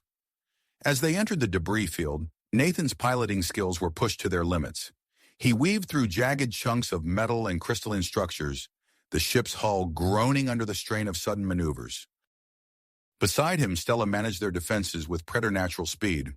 Her Pralorian reflexes allowed her to react to threats faster than any human could, adjusting their shields and firing point defense weapons to clear their path. "Nathan, 3 o'clock, Stella called out, her bioluminescence flaring with urgency. Nathan banked hard to port, narrowly avoiding a massive piece of hull plating that spun past them. He could hear the sounds of impacts against their shields as smaller debris peppered their ship. As they navigated the treacherous field, Nathan became aware of a growing connection between himself and Stella. Their thoughts seemed to flow together, each anticipating the other's actions with uncanny precision. It was as if their very minds were synchronizing, allowing them to operate as a single, perfectly coordinated unit. Suddenly, the debris field thinned, and they emerged into open space. But the moment of relief was short-lived. Directly ahead, Vexor's ship loomed large, its main weapon powering up for a shot at Earth. Time seemed to slow as Nathan realized the impossible choice before them. There was no way to intercept the energy beam in time, no way to warn Earth of the imminent attack. In that split second, Nathan locked eyes with Stella. No words were needed. Their bond allowed them to communicate volumes in a single glance. With stubborn persistence, Nathan throttled their ship to maximum speed, placing it directly in the path of Vexor's weapon. "Rerouting all power to shields," Stella shouted, her hands flying across the control panel. As the energy beam lanced out from Vexor's ship, Nathan and Stella braced for impact. The blast struck their vessel with terrifying force, overwhelming its defenses in a matter of seconds. Alarms blared as systems failed across the ship, and for a moment, Nathan was certain they had made their final sacrifice. But then something unexpected happened. The ship's experimental hybrid drive, a fusion of human and Pralorian technology, began to react to the energy beam in a way neither of them had anticipated. Instead of being destroyed, the vessel seemed to absorb the attack, its hull glowing with an otherworldly light. Nathan and Stella watched in awe as the energy was redirected through their ship's systems, building to a critical point. Then, with a burst of blinding radiance, their vessel released a massive feedback pulse. The energy struck Vexor's ship like a hammer blow, overwhelming its systems and disabling its weapons array. As the light faded, Nathan and Stella found themselves staring at the now vulnerable flagship of their enemy. "All ships, move in," Nathan commanded, his voice hoarse but filled with fierce grit. "Disable that vessel and prepare boarding parties. We're ending this now." As their task force closed in on Vexor's crippled ship, Nathan turned to Stella. The look they shared was one of profound understanding and connection. Whatever happened next, they knew their bond had been forever changed by this moment. With their target immobilized and their allied ships moving into position, Nathan and Stella prepared to lead the boarding party that would confront Vexor himself. The next few moments would determine the fate of not just Earth, but the entire delicate balance of interspecies relations in the galaxy. As they approached the airlock, Nathan felt a surge of energy coursing through him, unlike anything he had experienced before. He glanced at Stella, noting the increased intensity of her bioluminescence. Something had changed between them, something beyond the physical realm, but there was no time to dwell on it now. "Ready?" he asked, his hand hovering over the airlock controls. Stella nodded, her alien features set with determination. "Let's finish this," she replied. With that, they opened the airlock, stepping forward to confront their enemy and shape the future of humanity's place among the stars. Stars! The airlock hissed open, revealing the interior of Vexor's flagship. Nathan and Stella moved forward in perfect synchronization, their newly heightened connection allowing them to anticipate each other's movements with uncanny precision. The corridors were eerily quiet, the ship's system still reeling from the feedback pulse. As they made their way towards the bridge, Nathan felt a strange, tingling sensation coursing through his body.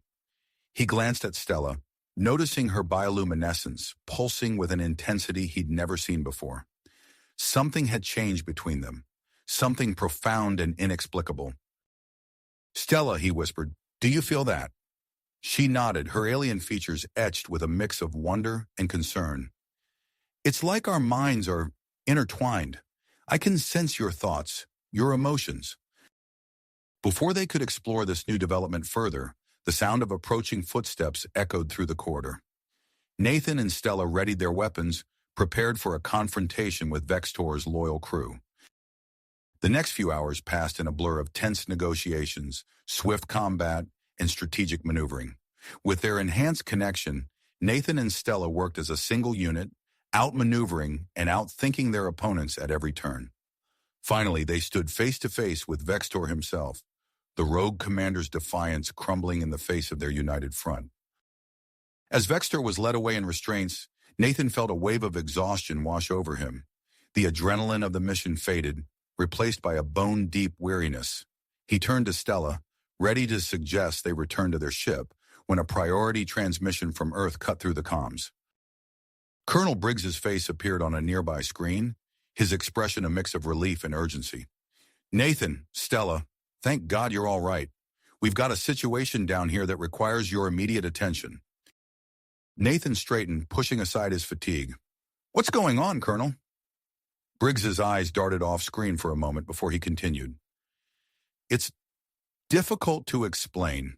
We're seeing widespread reports of humans exhibiting Pralorian traits, empathic abilities, physical changes. It started with the crews who were exposed to the Synthos compound, but it's spreading. Fast." Stella stepped forward, her bioluminescence pulsing rapidly.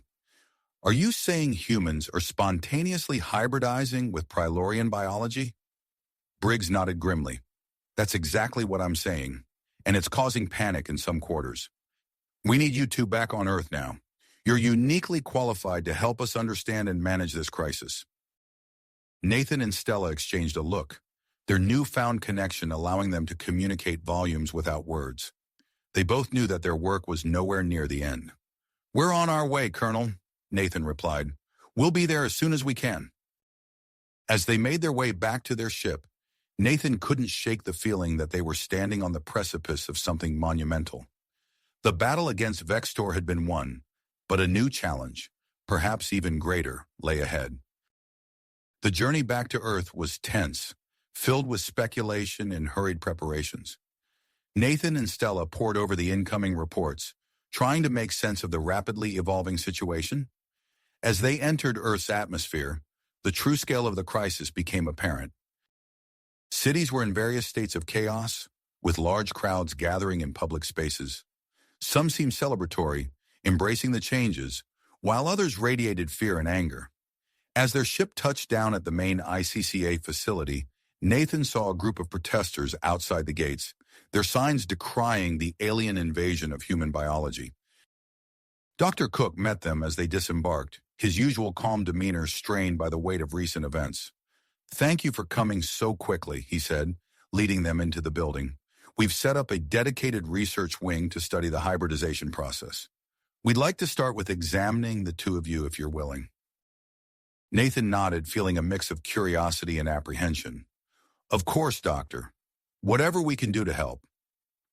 As they followed Dr. Cook through the facility, Nathan became acutely aware of the emotions swirling around him. Fear, excitement, confusion. They crashed over him in waves, threatening to overwhelm his senses. He stumbled, gripping the wall for support. Stella was at his side in an instant, her hand on his arm, steadying him both physically and mentally. "Focus on my presence," she said softly. "Use it as an anchor."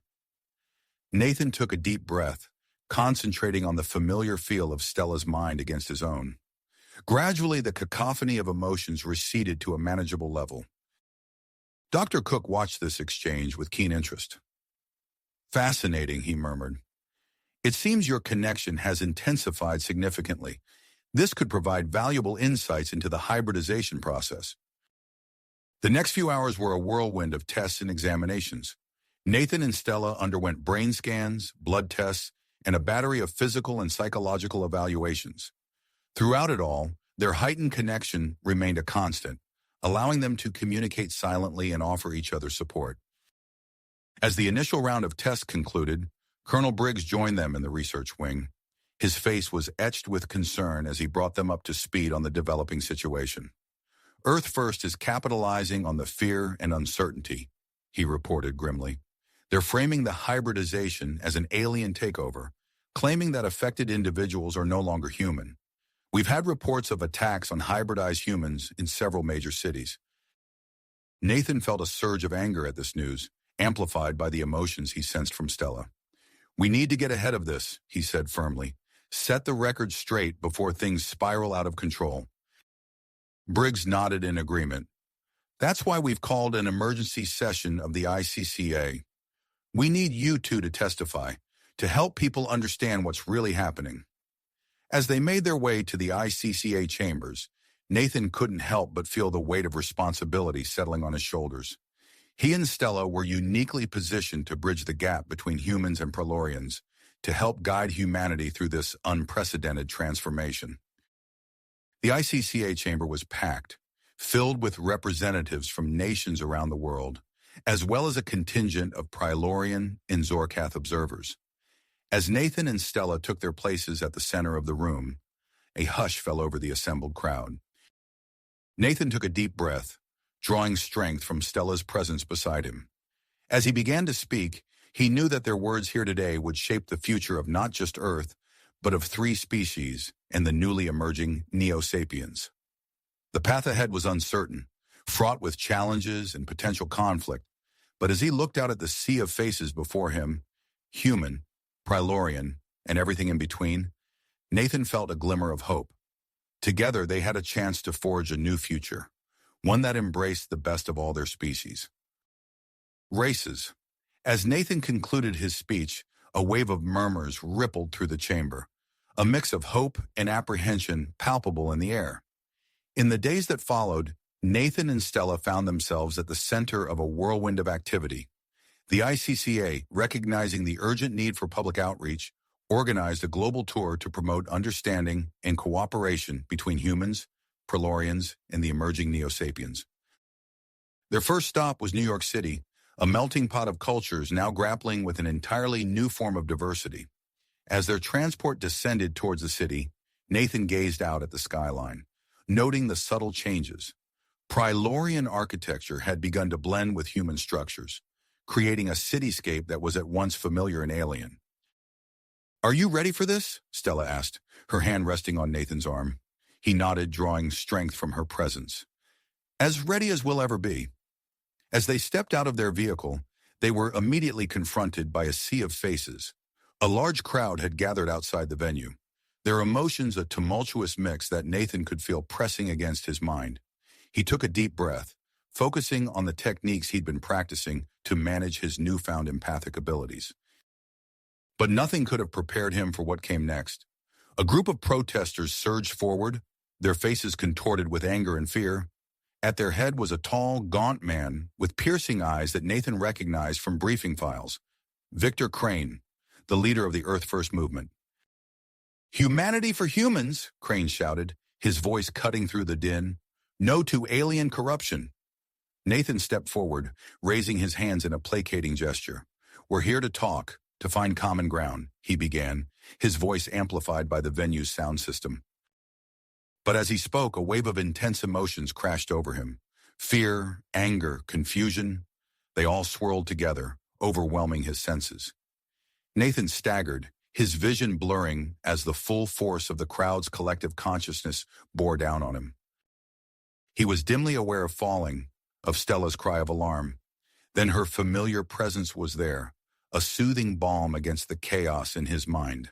He felt her hands on his face, saw the soft glow of her bioluminescence intensify. Focus on me, Nathan, Stella's voice cut through the noise in his head. Block out everything else. Just focus on our connection. Gradually, the world came back into focus. Nathan found himself on his knees, Stella crouched beside him, her arms supporting him. He became aware of a hush that had fallen over the crowd, replacing the earlier hostility. As Nathan got to his feet, he saw that many in the crowd were watching them with a mix of curiosity and something that looked almost like understanding. The sight of Stella's protective instinct towards him, the visible manifestation of their deep bond, had shifted something in the atmosphere. Victor Crane, however, was not so easily swayed. He pushed forward, his face a mask of disdain. You see, he shouted to the crowd, this is what they want for all of us, to be weakened, dependent on alien influence. Nathan stepped forward, his legs still a little unsteady. No, he said, his voice firm despite his recent ordeal.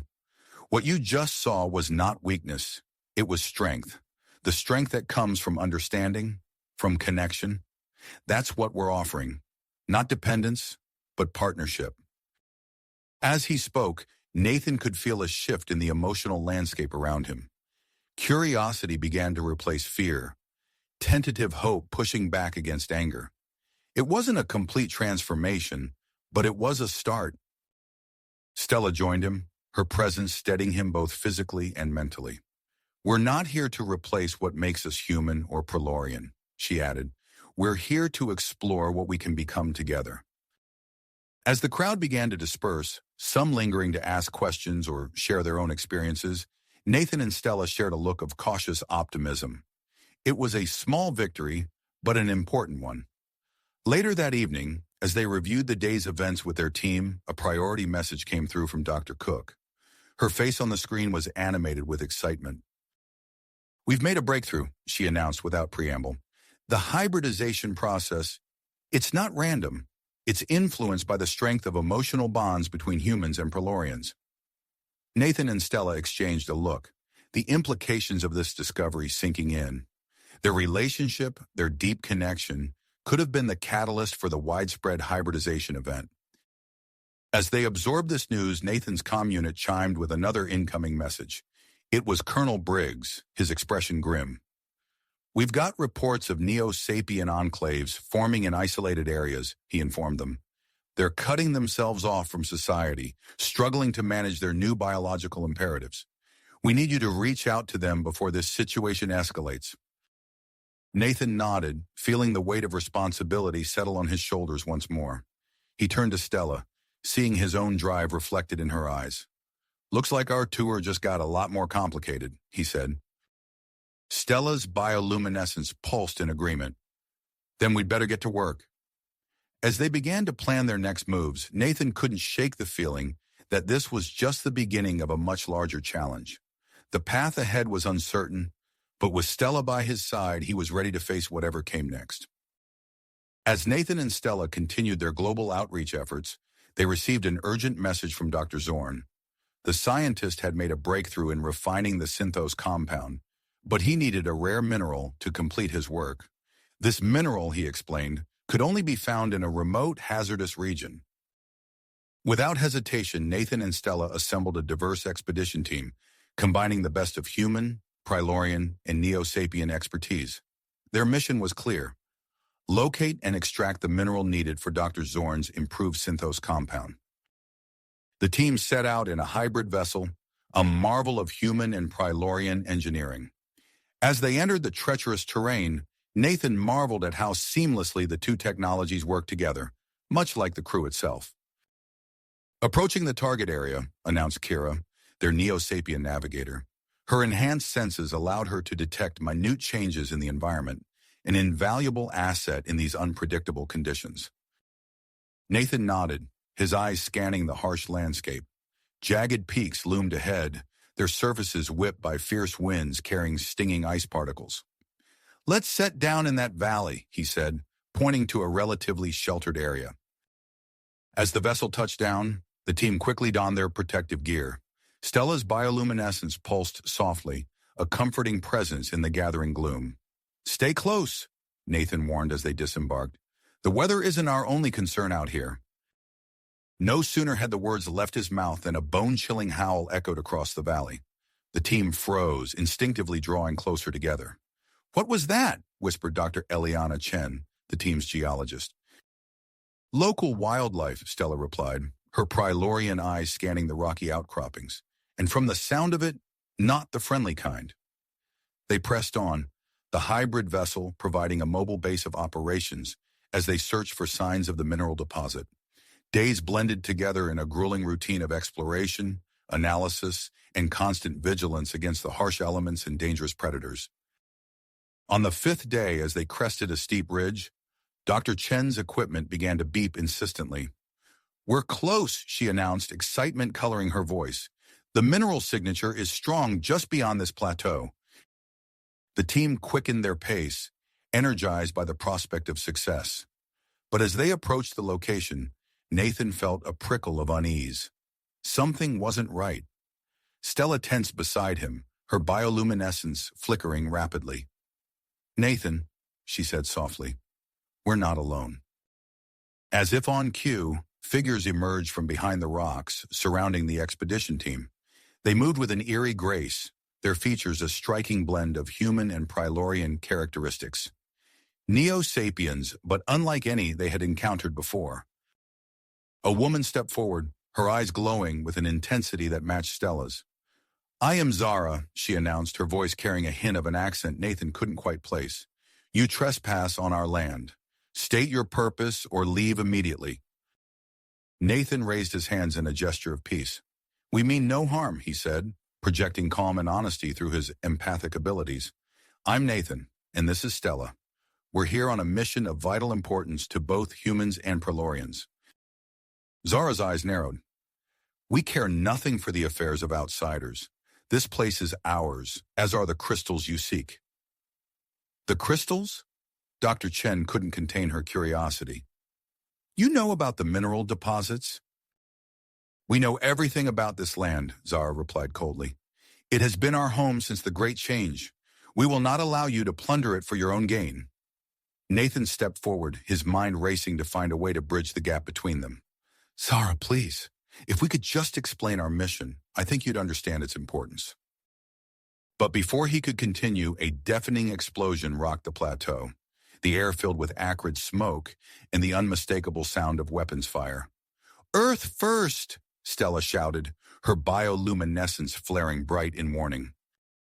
Through the chaos, Nathan caught sight of a familiar face. Victor Crane, leading a group of heavily armed Earth First militants. "Alien sympathizers," Crane's voice boomed across the plateau. "Surrender now, and we'll be merciful." In an instant, the standoff between Nathan's team and Zara's group evaporated. They found themselves fighting side by side against a common enemy. As the battle raged, Nathan felt his empathic abilities surge to unprecedented levels. The emotions of friends and foes alike crashed over him in waves. Fear, anger, purpose, pain. He staggered under the onslaught, struggling to process the torrent of sensations. Stella was at his side in an instant, her hand gripping his arm. "Nathan, focus on me," she urged, her voice cutting through the chaos in his mind. As their eyes met, Nathan felt a new connection forming between them. Stella's consciousness intertwined with his own, creating a buffer against the overwhelming empathic input. Together, they formed a mental bulwark, shielding Nathan from the worst of the emotional storm while allowing him to harness his abilities with newfound precision. With this enhanced awareness, Nathan began coordinating their defense. He anticipated the Earth-first attackers' moves, guiding his allies to counter them with uncanny accuracy. "Zara!" he called out, sensing a moment of opportunity. "3 hostiles, flanking your left." The Neo Sapien leader reacted instantly, her enhanced reflexes allowing her to neutralize the threat before it fully materialized. She shot Nathan a look of grudging respect before diving back into the fray. As the tide of battle turned in their favor, Nathan felt a surge of hope, but he knew the real challenges were just beginning. The mineral they sought still lay unclaimed, and the trust between their team and Zara's group hung by a thread. With Earth first temporarily beaten back, Nathan turned to face Zara, acutely aware that their next words could shape the future of human Pralorian Neo Sapien relations. The fate of Dr. Zorn's research, and perhaps the harmony between their species, rested on what happened next. Next, the standoff with Zara's group and the sudden attack by Earth First had changed everything. In the chaos of the battle, a new player emerged. A sleek, otherworldly vessel descended from the sky, its design unlike anything Nathan had ever seen. As it touched down, a hatch opened, revealing a tall, imposing figure. "I am Krell," the alien announced, his voice resonating with authority. "We are the Zorkath, and we offer you sanctuary." Nathan and Stella exchanged a quick glance, their enhanced connection allowing them to communicate without words. The decision was made in an instant. "We accept," Nathan called out, gesturing for their team and Zara's group to follow. As they rushed towards the Zorkath ship, Victor Crane's voice rang out behind them. "Traitors, you're abandoning your own kind." Nathan ignored him, focusing on getting everyone safely aboard. The ship's interior was a marvel of advanced technology, pulsing with an energy that seemed to resonate with Nathan and Stella's own connection. As the hatch sealed shut and the ship lifted off, Nathan felt a mixture of relief and apprehension. They had escaped immediate danger, but what awaited them now? Krell approached them, his features alien yet somehow familiar. "We've been monitoring the situation on Earth," he explained. "We believe cooperation between all our species is crucial for galactic stability." "Where are you taking us?" Stella asked, her bioluminescence flickering with curiosity. "To a secret research facility on one of Jupiter's moons," Krell replied. "There, we can safely synthesize the Synthos compound you seek." As the ship accelerated away from Earth, Nathan and Stella felt a strange sensation. Their mental link, already strong, began to intensify. Thoughts and emotions flowed between them with unprecedented clarity. "Stella, are you feeling this?" Nathan asked, his voice barely above a whisper. She nodded, her eyes wide. "It's like I can feel everything you're feeling." As the journey to Jupiter continued, their connection deepened further. They found themselves sharing not just thoughts and emotions, but physical sensations as well. When Nathan touched the cool metal of the ship's wall, Stella felt it too. When Stella's bioluminescence pulsed with excitement, Nathan experienced the rush of energy. Upon reaching Europa, Jupiter's icy moon, the ship descended into a hidden hangar. As they disembarked, they were greeted by a Zorkath scientist with piercing eyes and an aura of intelligence. "Welcome," she said. "I am Dr. Lyra. I've been eagerly awaiting your arrival." Dr. Lyra led them through the facility, explaining her work in xenobiology. Her eyes lit up as she observed Nathan and Stella's interactions. "The bond between you two is fascinating," she remarked, "and the Neo Sapiens, such a unique hybridization. I'd love to study these phenomena further." Nathan and Stella volunteered for Dr. Lyra's tests, curious about their deepening connection. As they underwent scans and analyses, the results were astonishing. Nathan's DNA showed signs of incorporating Pralorian genetic markers, while Stella's biology was adapting to better complement human physiology. Meanwhile, Zara and her Neo Sapiens began sharing their experiences with the Zorkath scientists. Their unique adaptations provided valuable insights, leading to breakthroughs in understanding the hybridization process. As days turned into weeks, Nathan couldn't help but wonder about the situation back on Earth. Their sudden departure must have caused quite a stir.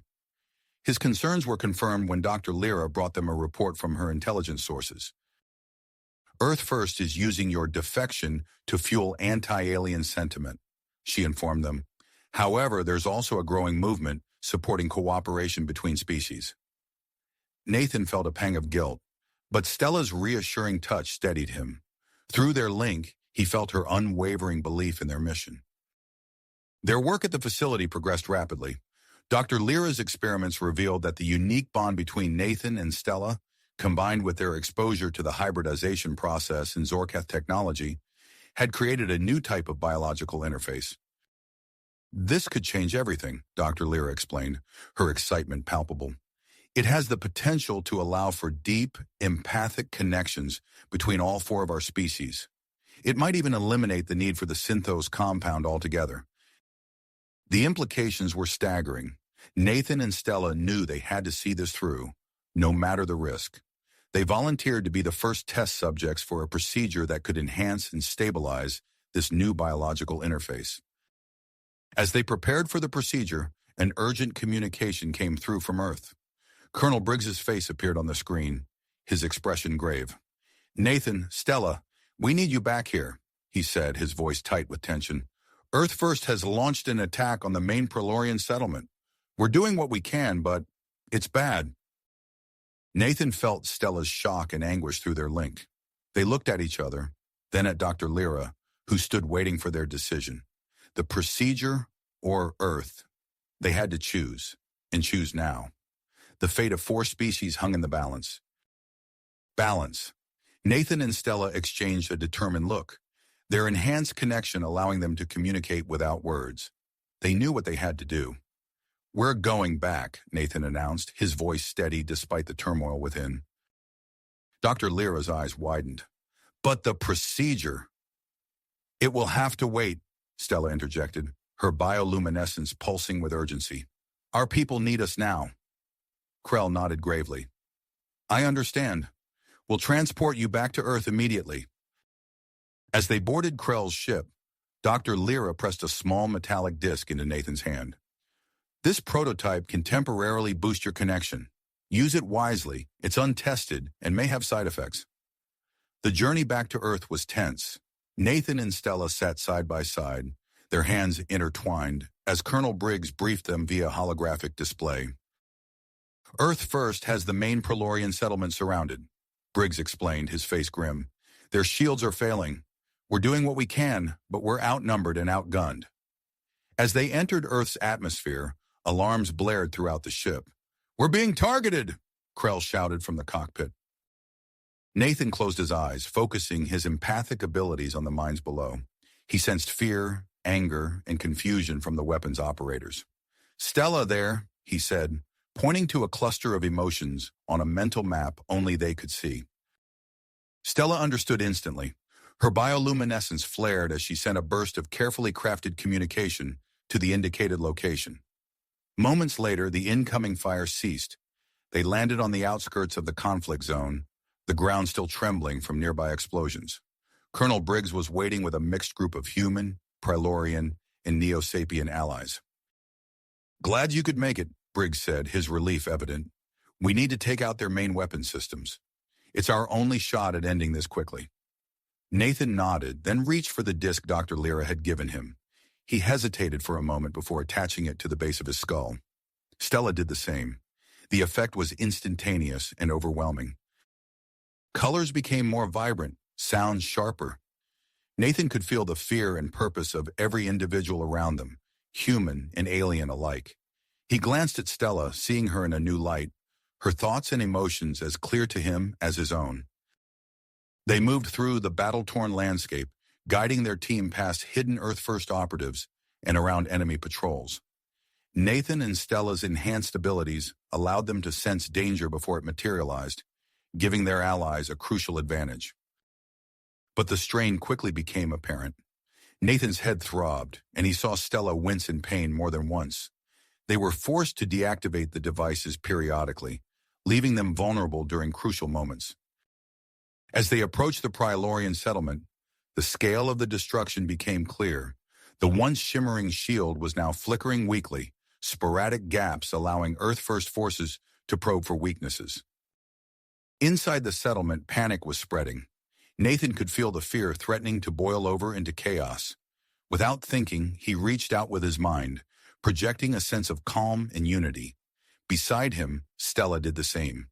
The effect rippled through the crowd, steadying nerves and restoring order. They pushed on towards the Earth First Command Center, fighting through waves of resistance. Suddenly, Nathan staggered, overwhelmed by a familiar presence. "Victor Crane," he gasped. "He's close." Stella squeezed his hand. "We can end this now." They split off from the main group, leading a small strike team towards Crane's location. The fighting was intense, but their enhanced abilities gave them an edge, allowing them to anticipate and counter every move. Finally, they cornered Crane in a makeshift bunker. But as they burst through the door, they found a scene that chilled them to the core. Crane stood surrounded by a group of terrified Neo Sapien children, a weapon trained on the youngest.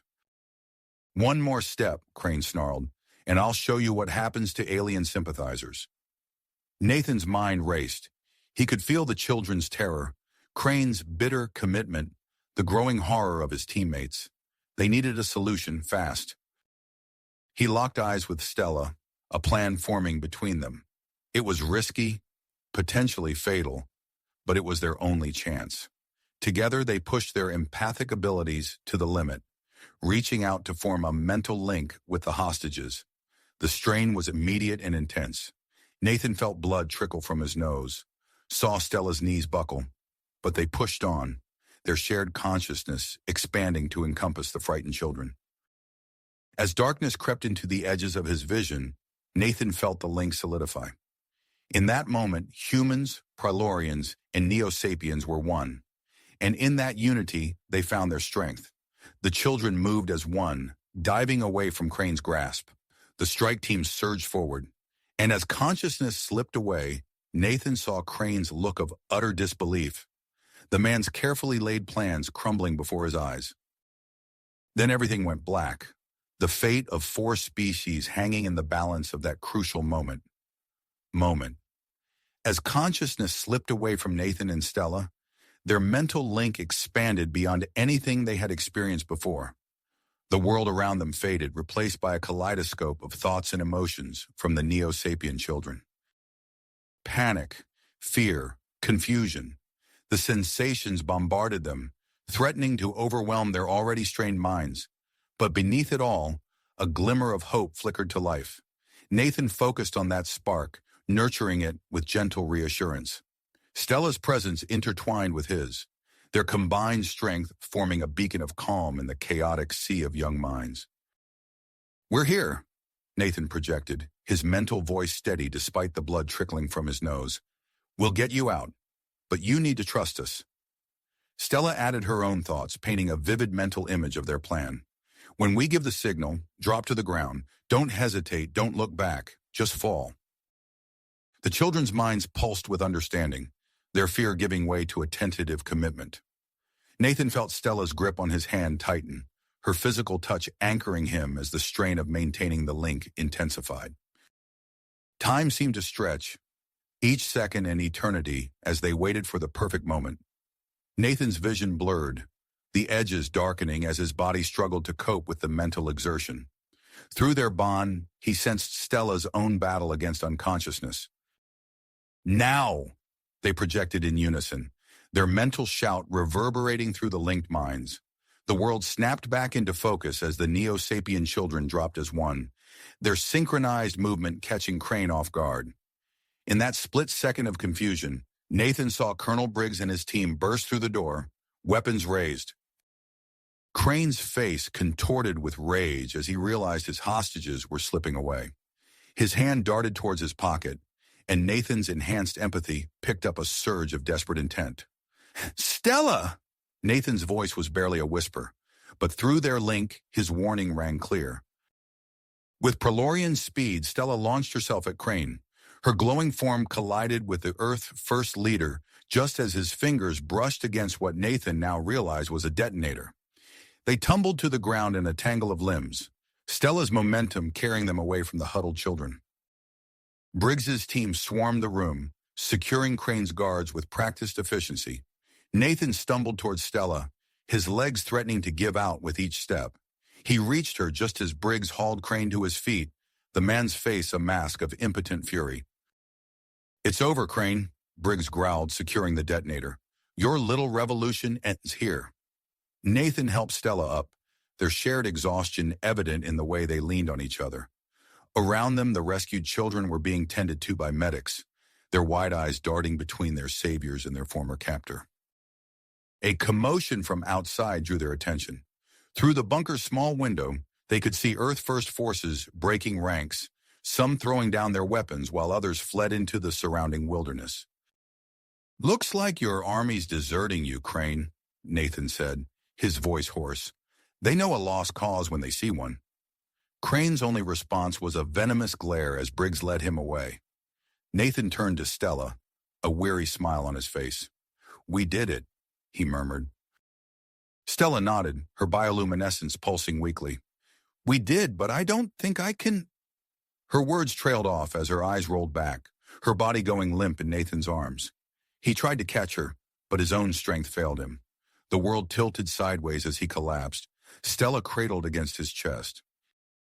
The last thing Nathan saw before darkness claimed him was Dr. Cook's concerned face hovering above, her lips moving in words he couldn't hear. Then blissful oblivion. Nathan's return to consciousness was gradual, his mind slowly piecing together fragments of sensation, the sterile smell of a medical bay, the soft beep of monitoring equipment, and through it all, a constant, comforting presence at the edge of his thoughts. Stella. He opened his eyes, blinking against the harsh light. As his vision cleared, he found himself in a recovery room, Stella in the bed next to his. She was already awake, her luminescence pulsing in sync with the steady rise and fall of her chest. "Welcome back," she said, her mental voice as clear as if she'd spoken aloud. Nathan started to reply, then realized his mouth hadn't moved. His eyes widened as he understood. Their mental link remained, even without physical contact or the aid of Dr. Lyra's device. Dr. Cook entered the room, her expression a mix of relief and fascination. "Ah, you're both awake. How are you feeling?" "Like I've gone 10 rounds with a Zorkath wrestler," Nathan groaned, his voice rough from disuse. "What happened?" As Dr. Cook explained their condition, Nathan's hand unconsciously moved to the base of his skull. He felt a small, smooth protrusion where Dr. Lyra's device had been. "The prototype has partially fused with your nervous systems," Dr. Cook said, noting his exploration. "It seems to have created a permanent enhancement to your empathic abilities. We're still studying the full effects, but your mental link appears to be stable even at a distance." Nathan glanced at Stella, feeling a wave of mixed emotions through their connection. Excitement at the possibilities this new bond presented, tinged with uncertainty about what it meant for their future. Before they could discuss it further, Colonel Briggs entered the room, his stern features softening slightly at the sight of the recovering couple. "Good to see you both awake," he said. "We've got a lot to talk about. The situation's changing fast, and we're going to need your help navigating it." As Briggs began to outline the dramatic shifts occurring in the wake of their victory, Nathan and Stella exchanged a look. Whatever challenges lay ahead, they would face them together, their bond stronger than ever. Ever. The experience had changed them, forging a connection that transcended the physical realm. As they recovered in the medical bay, Nathan and Stella found themselves thrust into a whirlwind of activity. The aftermath of their victory against Earth First left no time for rest. Within days of their discharge, they were briefed on a new mission, a global tour to promote the Interspecies Community Initiative. Their first major stop was Tokyo, Japan. The country's government had expressed interest in hosting one of the experimental communities, seeing it as a potential solution to their aging population crisis. As their transport touched down at Haneda Airport, Nathan felt a mix of excitement and apprehension through his link with Stella. "Ready for this?" he asked, his mental voice tinged with nervousness. Stella's bioluminescence pulsed softly. "As ready as we'll ever be," she replied, her thoughts projecting confidence despite her own underlying anxiety. They were greeted by a delegation led by Dr. Hiroshi Tanaka, a renowned xenobiologist. As they made their way through the crowded terminal, Nathan and Stella found themselves instinctively using their enhanced empathic abilities to navigate the sea of emotions surrounding them. Dr. Tanaka led them to a waiting vehicle, his excitement palpable. "I've been studying the effects of the Synthos compound on Neo Sapiens," he explained, as they drove through the neon-lit streets of Tokyo. "But we've encountered an unexpected challenge." In a private conference room at the Tokyo Institute of Xenobiology, Dr. Tanaka introduced them to Yuki, a young Neo Sapien woman with vibrant blue skin and iridescent hair. Nathan immediately sensed her distress, waves of shame and frustration rolling off her in palpable waves. Yuki has been particularly affected by a unique phenomenon we've observed in the Japanese Neo Sapien population, Dr. Tanaka explained. The combination of the Synthos compound and our local diet, high in certain seafoods, has resulted in an acceleration of Neo Sapien biological cycles. Stella leaned forward, her curiosity piqued. Accelerated how? "More frequent and intense heat periods," Yuki said softly, her eyes downcast. "It's difficult to manage. I can't keep a job, can't maintain relationships. It's like my body's betraying me." Nathan felt a surge of compassion, coupled with a determined determination from Stella. Without conscious thought, they reached out with their empathic abilities, forming a gentle connection with Yuki. The effect was immediate. Yuki's tense posture relaxed, her chaotic emotions settling into a calmer state.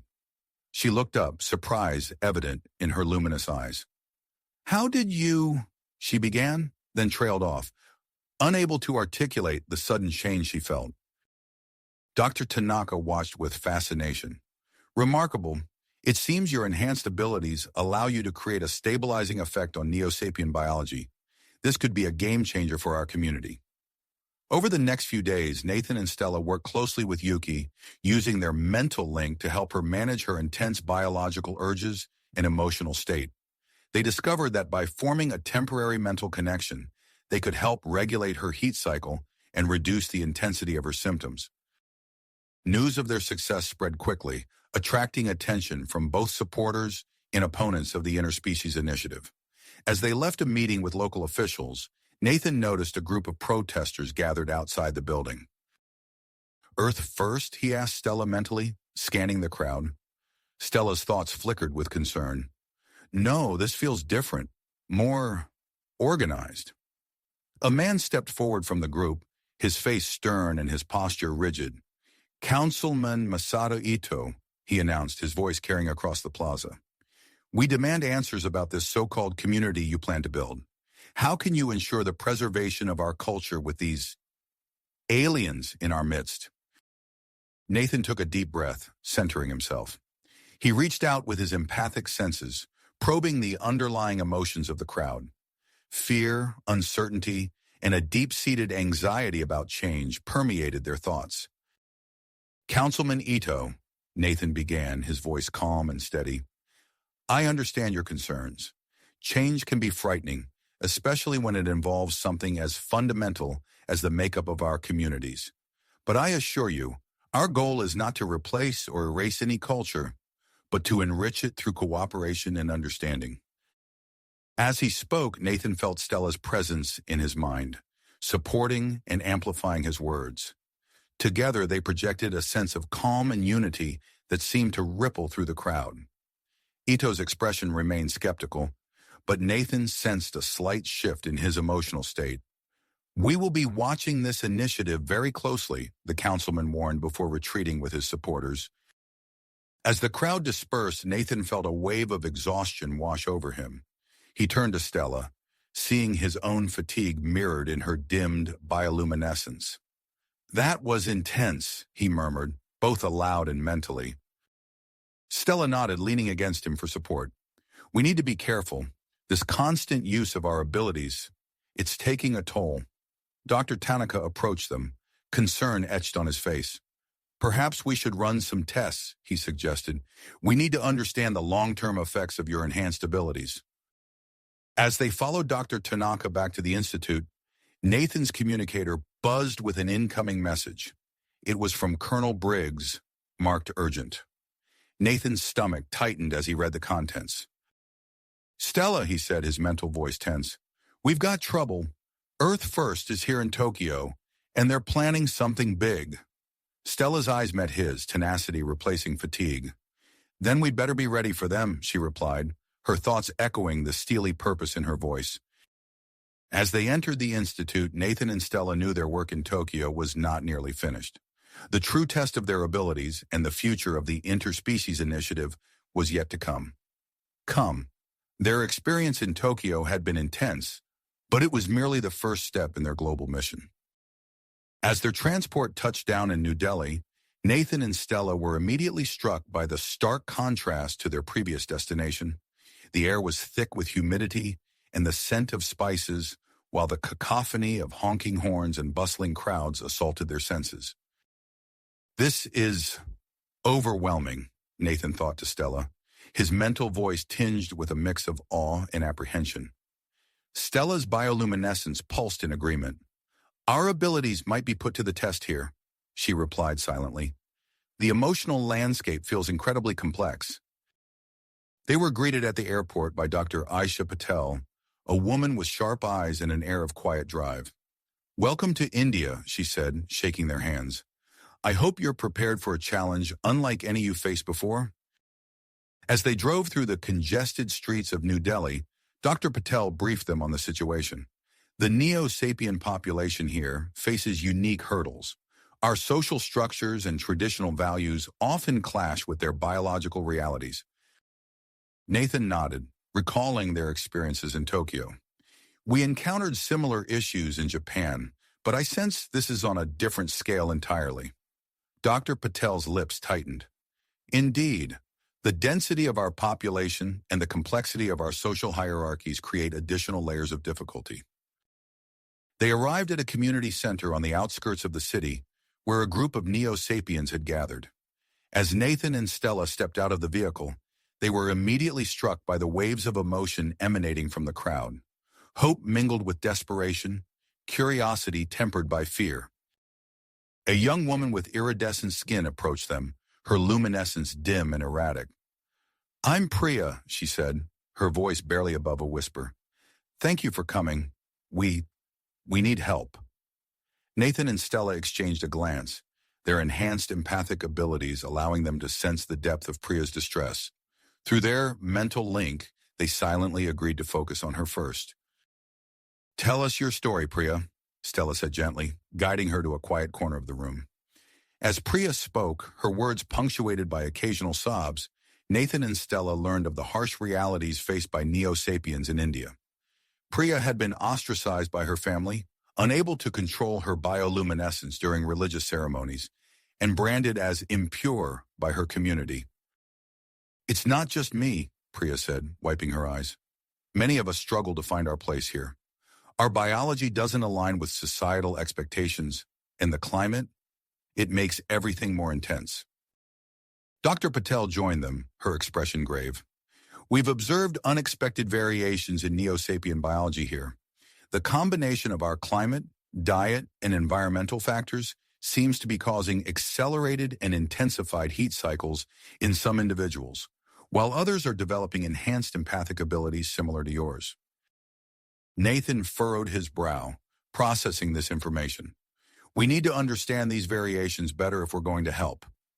Over the next few days, Nathan and Stella worked tirelessly with Dr. Patel and her team, examining Neo Sapiens and developing strategies for integration. They set up a temporary clinic, using their stabilizing abilities to help individuals manage their biological cycles. Word of their work spread quickly, and soon the clinic was overwhelmed with Neo Sapiens seeking assistance. As they worked, Nathan and Stella found their own abilities evolving. During one session with a particularly distressed Neo Sapien, they discovered they could create a temporary psychic link between humans and Neo Sapiens. Did you feel that? Nathan asked Stella mentally as they helped a human volunteer understand the emotional state of a Neo Sapien in the throes of a heat cycle. Stella's bioluminescence pulsed with excitement. Yes, it's like we're bridging the gap between their minds. This could be a game changer for fostering understanding. Their breakthrough, however, did not go unnoticed. As they left the clinic one evening, exhausted but exhilarated, they encountered a group of protesters led by a man in saffron robes. "Beware the corruption of our culture," the man shouted, his voice carrying across the crowded street. "These aliens will lead us to moral decay." Dr. Patel's expression darkened. "Swami Rajesh," she murmured, "a influential spiritual leader. He's been speaking out against the initiative, claiming it threatens traditional values." Nathan started to respond, but a sudden commotion down the street caught their attention. A group of men were advancing on a lone Neo Sapien, their intentions clearly hostile. Without hesitation, Nathan and Stella reached out with their empathic abilities, projecting a wave of calm towards the aggressors. The effect was immediate. The men stopped in their tracks, confusion replacing anger on their faces. As they diffused the situation, Nathan caught sight of a familiar face in the crowd. Marcus Cook, Vanessa Drake's lieutenant, slipped away into a narrow alley. "Earth first is here," Nathan thought to Stella, his mental voice tight with concern. "This just got a lot more complicated." Stella's response was determined. "Then we'll need to work faster. We can't let them undo everything we've accomplished." As they turned back to the clinic, both Nathan and Stella knew that their mission in New Delhi was a long way to go. The challenges ahead would test not only their abilities, but also their willpower to bridge the gap between humans and Neo Sapiens in this complex and vibrant land. The vibrant chaos of New Delhi faded into memory as Nathan and Stella's transport touched down on the outskirts of Lagos, Nigeria. The air was thick with humidity, carrying the scent of lush vegetation and distant sea salt. As they stepped onto African soil, they felt a shift in the emotional landscape, a sense of hope and progress that contrasted sharply with the challenges they'd faced in India. Amara, the leader of the New Harmony community, greeted them with a warm smile and luminous skin that pulsed with subtle patterns. "Welcome to Lagos," she said, her voice rich and melodious. "We've been eagerly awaiting your arrival." As they drove through the bustling city towards New Harmony, Nathan and Stella were struck by the seamless integration of Neo-Sapien biology with local architecture and culture. Buildings sported bioluminescent accents that complemented traditional Nigerian designs, while street vendors offered a mix of familiar local cuisine and new dishes tailored to Neo-Sapien nutritional needs. "New Harmony has become a beacon of successful integration," Amara explained as they approached the community's borders. "We've worked hard to blend our biological imperatives with Nigerian traditions." The settlement itself was a marvel of adaptive design. Communal living spaces featured walls that could adjust their opacity to accommodate the privacy needs of Neo-Sapiens during heat cycles. Gardens burst with vibrant plants, many of which Nathan recognized from Dr. Tanaka's research as being beneficial to Neo-Sapien health. As they toured the community, Nathan and Stella observed a group of young Neo-Sapiens preparing for a coming-of-age ceremony. The air buzzed with excitement and nervous energy. "This ceremony is a perfect example of our cultural synthesis," Amara said, guiding them to a circular gathering space. "We've incorporated elements of traditional Nigerian rites of passage with practices that address our unique biology." The ceremony began as the sun set, bathing the gathering in a warm glow that complemented the soft bioluminescence of the Neo-Sapien participants. Drums beat a hypnotic rhythm as elders, both human and Neo-Sapien, led the young adults through a series of rituals. Nathan and Stella watched in awe as the initiates demonstrated control over their bioluminescence, creating intricate patterns that told stories of their heritage and hopes for the future. The ceremony culminated in a shared meal that featured both traditional Nigerian dishes and foods designed to help stabilize Neo-Sapien biology. As the celebration wound down, Amara led Nathan and Stella to a quieter area. Her expression grew serious. "While we've made great strides here, not everyone sees our success as a positive development. There's a local warlord, General Okafor, who views us as a threat to his power base." Nathan felt a familiar tension creep into his muscles. "We've encountered similar opposition elsewhere. How serious is the threat?" Before Amara could respond, a series of explosions rocked the outskirts of New Harmony. Plumes of smoke rose in the distance, and the air filled with shouts and screams. "It seems we're about to find out," Stella said grimly, her skin pulsing with alarm. They rushed to the community's command center, a state-of-the-art facility hidden beneath an unassuming building. Inside, screens displayed tactical information and live feeds from around New Harmony. Okafor's forces are attacking our outer defenses, a Neo Sapien coordinator reported, his luminescence flickering with stress patterns. They're using advanced weapons we haven't seen before. Nathan's mind raced. Earth first, he thought to Stella. They must be involved. Stella nodded, her eyes narrowing. We need to contact Colonel Briggs. This is beyond what New Harmony can handle alone. As Amara coordinated the community's defenses, Nathan reached out to Briggs. The colonel's response was swift. I'm dispatching a peacekeeping force immediately. Hold tight. Over the next few hours, Nathan and Stella worked with Amara to organize New Harmony's residents. They established safe zones, coordinated medical teams, and prepared for the arrival of Briggs' peacekeepers. When the joint human Zorth force arrived, Nathan and Stella found themselves in a unique position to bridge the gap between the diverse groups. Using their enhanced empathic abilities, they created a psychic network linking the defenders. Focus on our shared goal, Nathan projected, his mental voice steady despite the chaos around them. We're stronger together.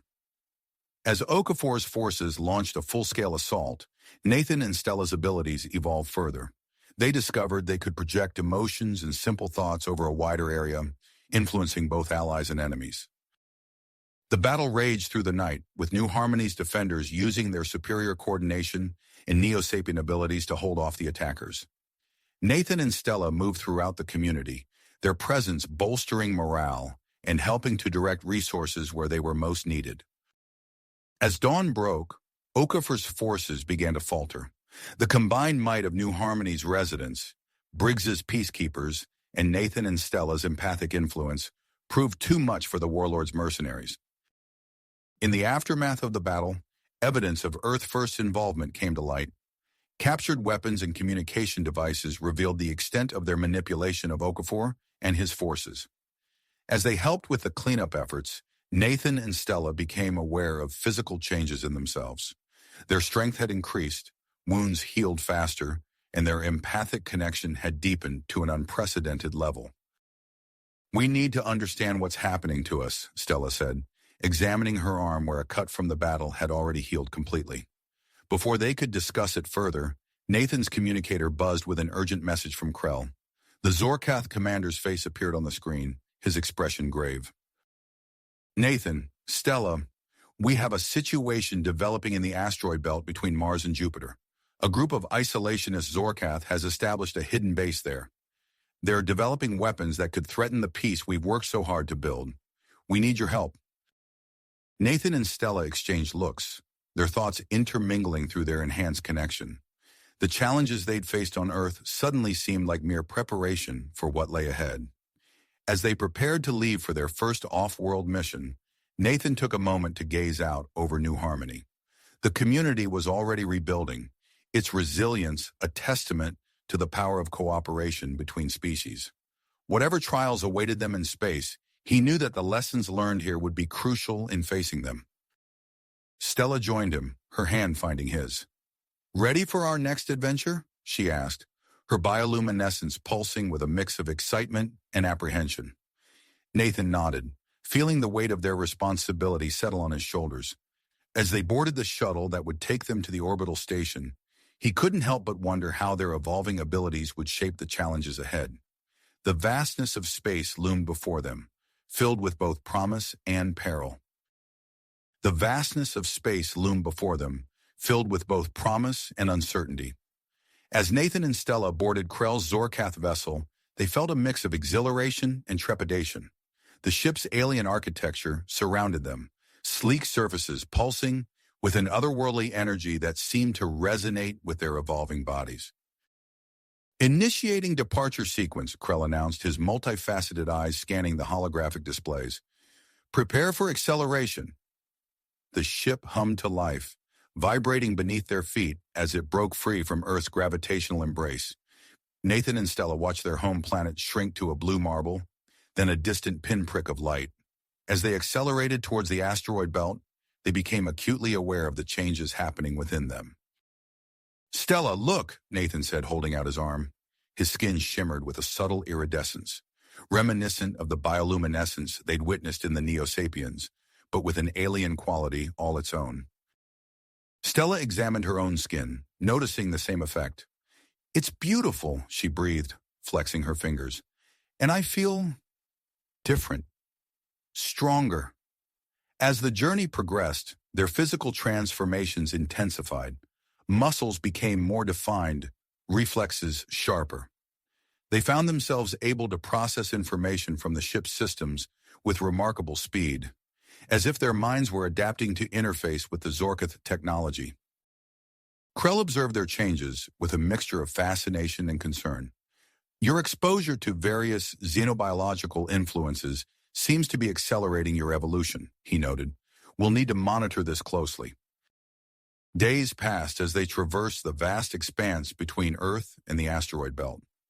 Nathan and Stella spent their time training, honing their new abilities and studying the layout of the isolationist base from the intelligence Krell had gathered.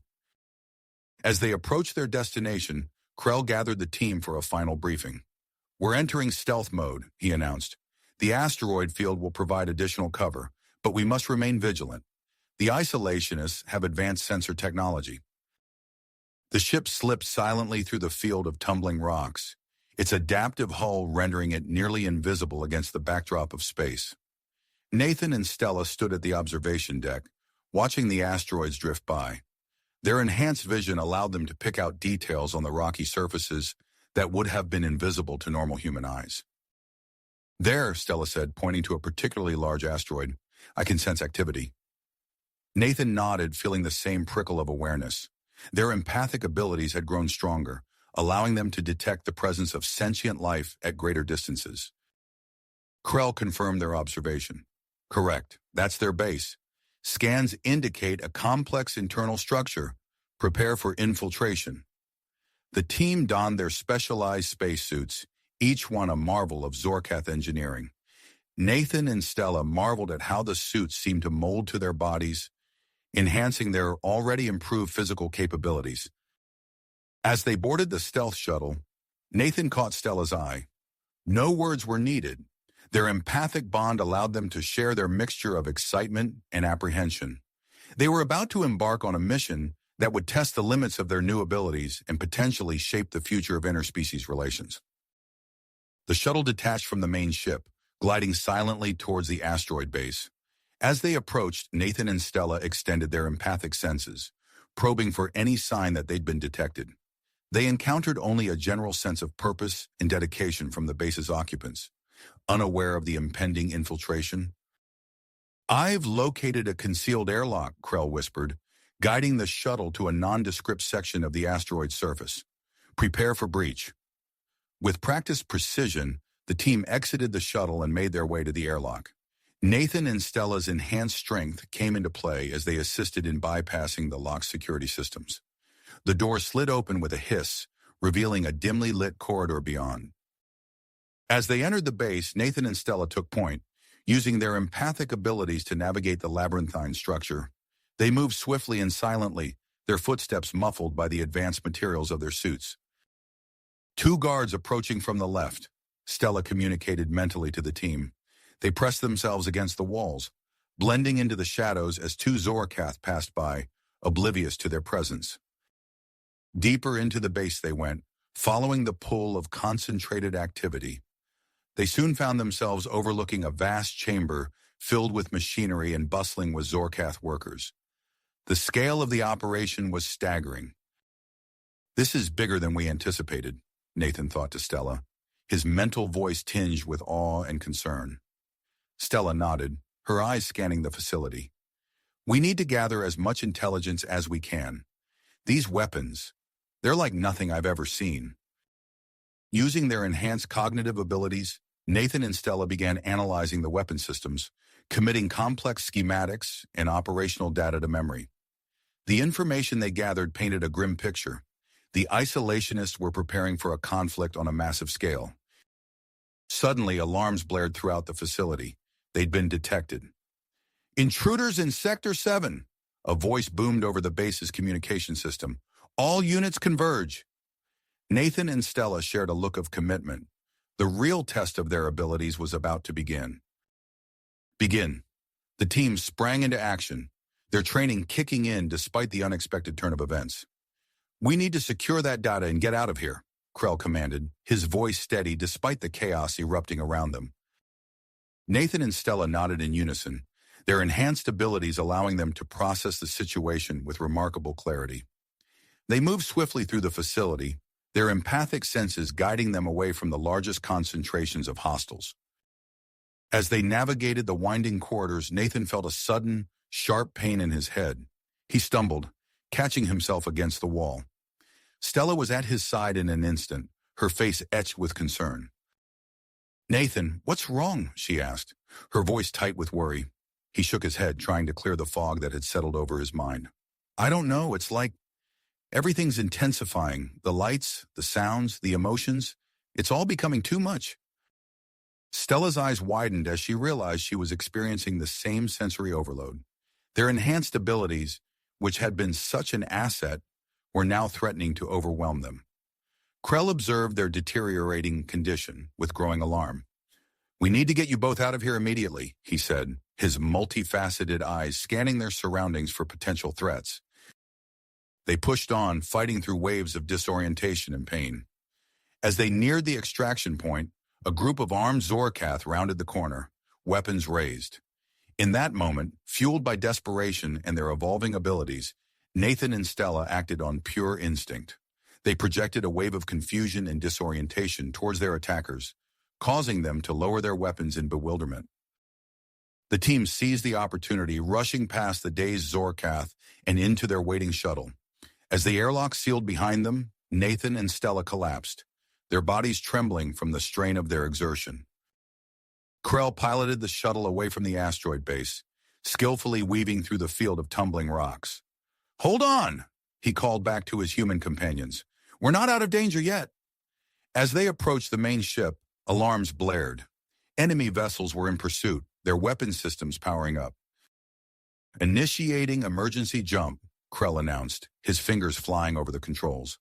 The ship lurched as it entered faster than light travel, leaving the asteroid belt and their pursuers far behind. But for Nathan and Stella, the ordeal was far from finished. Their conditions continued to deteriorate rapidly. Their skin pulsed with an otherworldly glow, and they writhed in pain as their bodies struggled to cope with the accelerated changes. Krell's voice was grim as he contacted the nearest Zorkath medical facility. "We have a critical situation.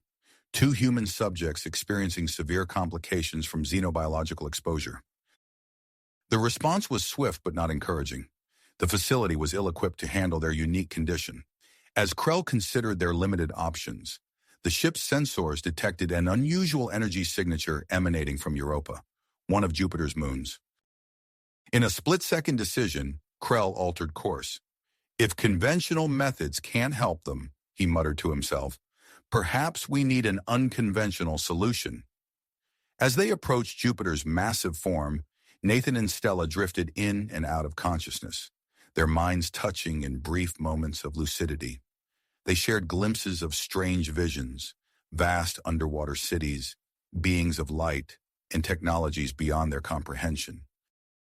Suddenly, as they entered Europa's orbit, a powerful force seized control of the ship. A tractor beam, far more advanced than anything in the Zorkath arsenal, guided them towards the moon's icy surface.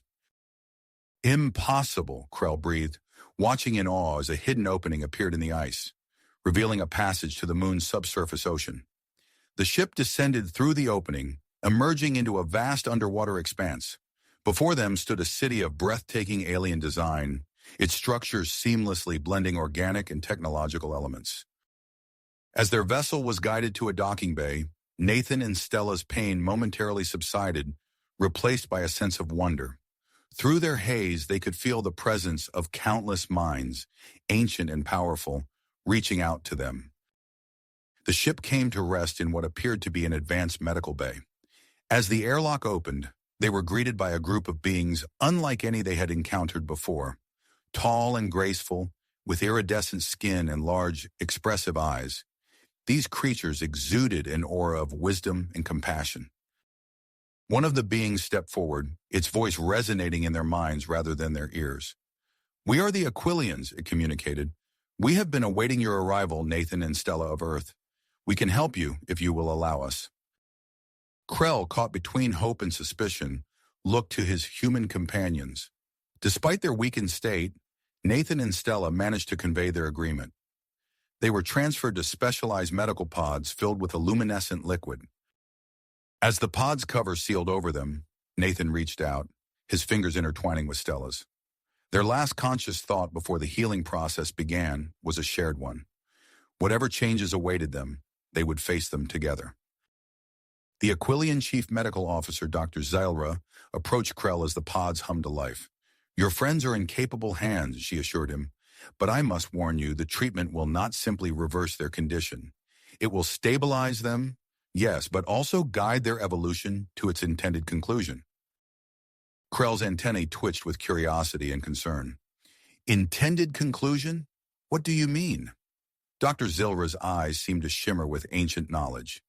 "Your companions are at the forefront of a new stage in human evolution, triggered by their exposure to various xenobiological influences. Our treatment will ensure this evolution proceeds safely, but the outcome, that remains to be seen." As the luminescent liquid in the pods began to pulse with energy, Krell settled in for a long wait. He couldn't help but wonder what Nathan and Stella would be like when they emerged, and how these changes would affect the delicate balance of interspecies relations back on Earth.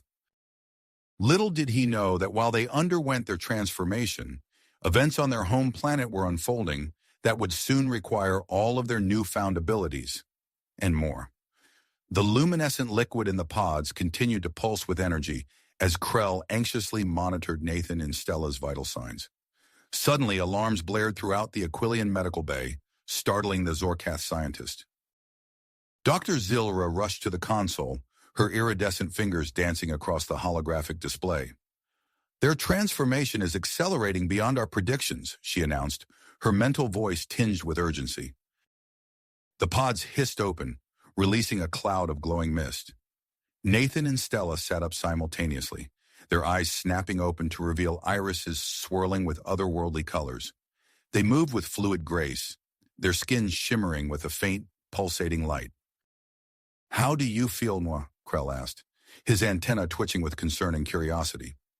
Nathan flexed his fingers, observing the way energy seemed to flow beneath his skin. "Different," he replied, his voice resonating with a new depth. "But whole." Stella nodded in agreement, her gaze sweeping the room with newfound clarity.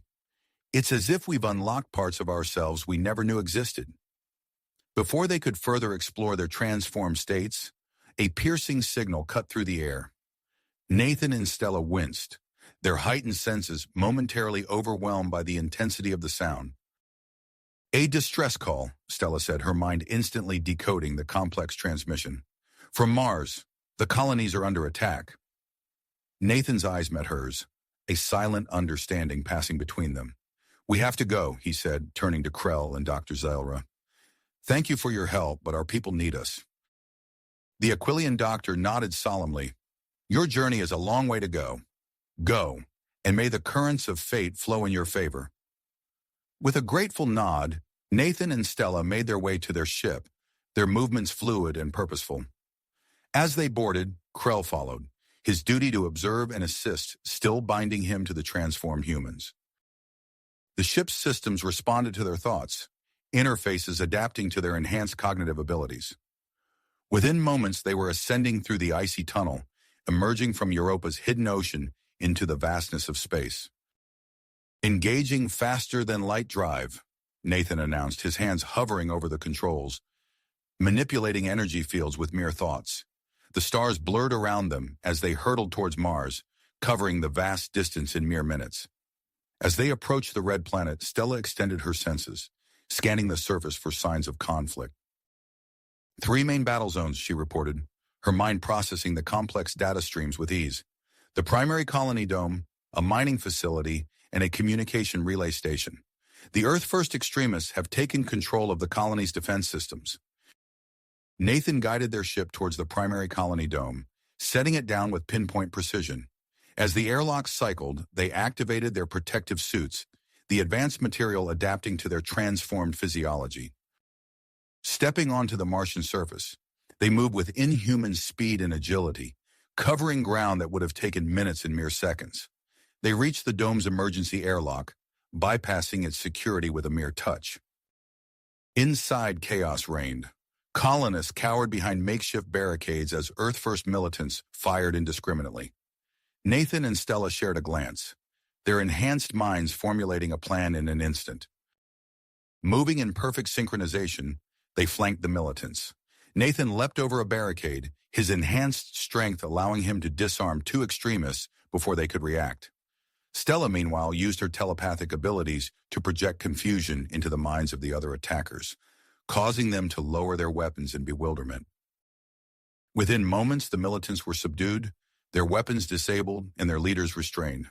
The colonists emerged from their hiding places, awe and gratitude evident on their faces. "The dome is secure," Nathan announced, his voice carrying an authority that brooked no argument. "But there are other areas still under attack. We need to split up." Stella nodded, already moving towards the exit. "I'll take the communication relay station. You handle the mining facility." As they parted ways, each heading to their respective targets, Krell watched from the ship, marveling at their efficiency and power. He couldn't help but wonder what other changes awaited them, and how these transformations would shape the future of human and alien relations. Little did he know that the events unfolding on Mars were just the beginning of a much larger, more complex tapestry of interstellar conflict and discovery that Nathan and Stella were about to unravel. Uncover. As Nathan and Stella touched down on the Martian surface, ready to confront the Earth-first extremists, their enhanced senses detected something unexpected.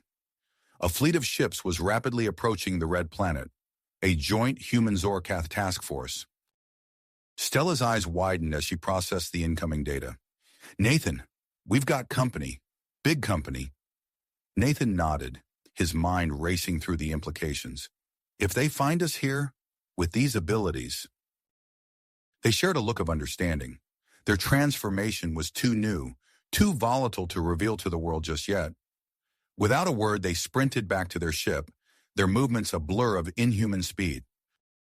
Krell, who had been monitoring the situation from orbit, greeted them as they entered. "I assume we're making a hasty retreat." "You assume correctly," Nathan replied, his hands already dancing over the controls.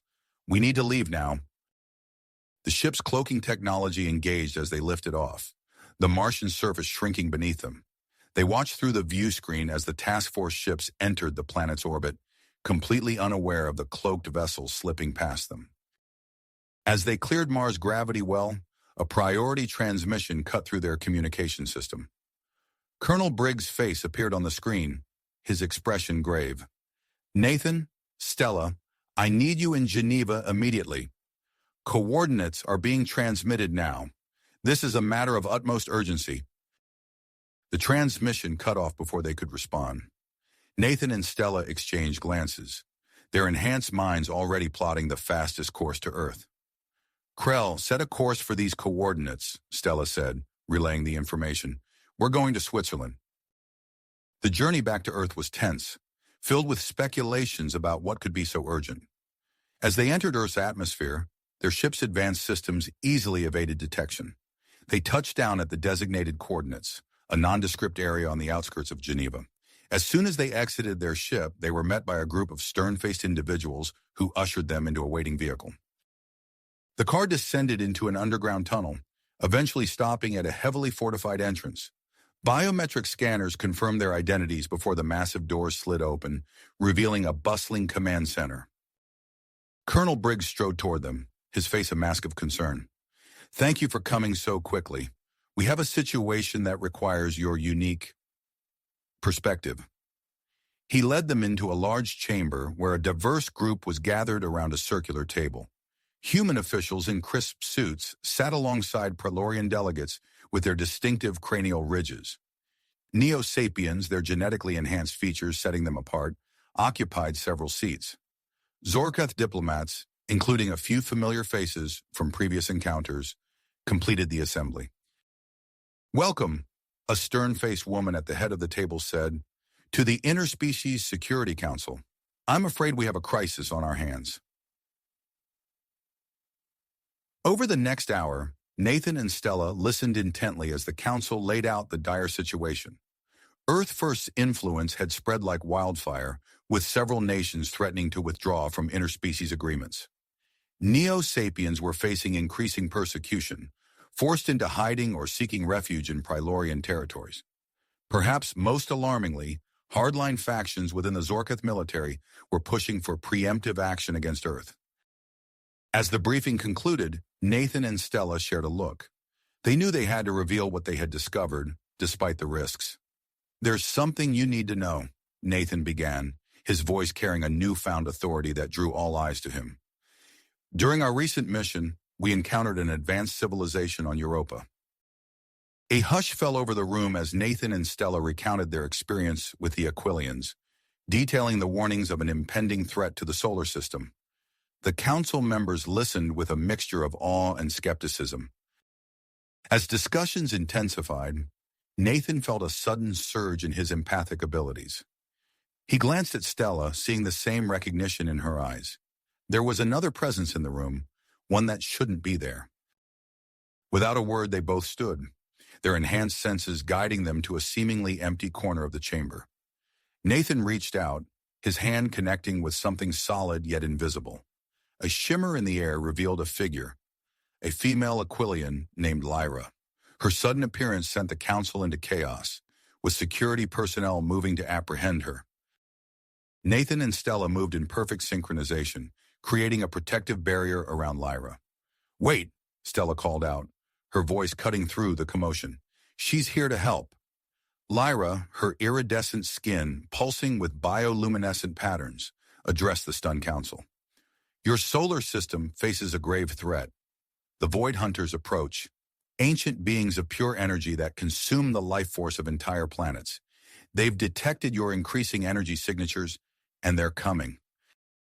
Before the council could fully process this revelation, alarms blared throughout the bunker.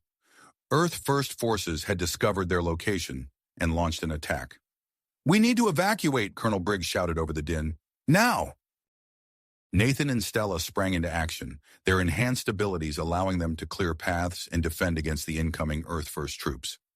As they fought their way through the chaos, Nathan noticed something unsettling. Some of the attackers displayed abilities similar to his own. "They've been experimenting with hybridization," he called out to Stella, who was using her telepathic abilities to coordinate the council members' escape. They reached a hidden hangar containing a sleek, unfamiliar vessel.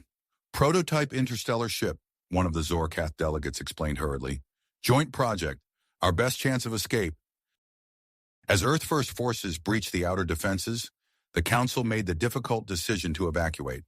Nathan, Stella, Lyra, and the council members boarded the ship, launching into orbit as the hangar fell to the attackers.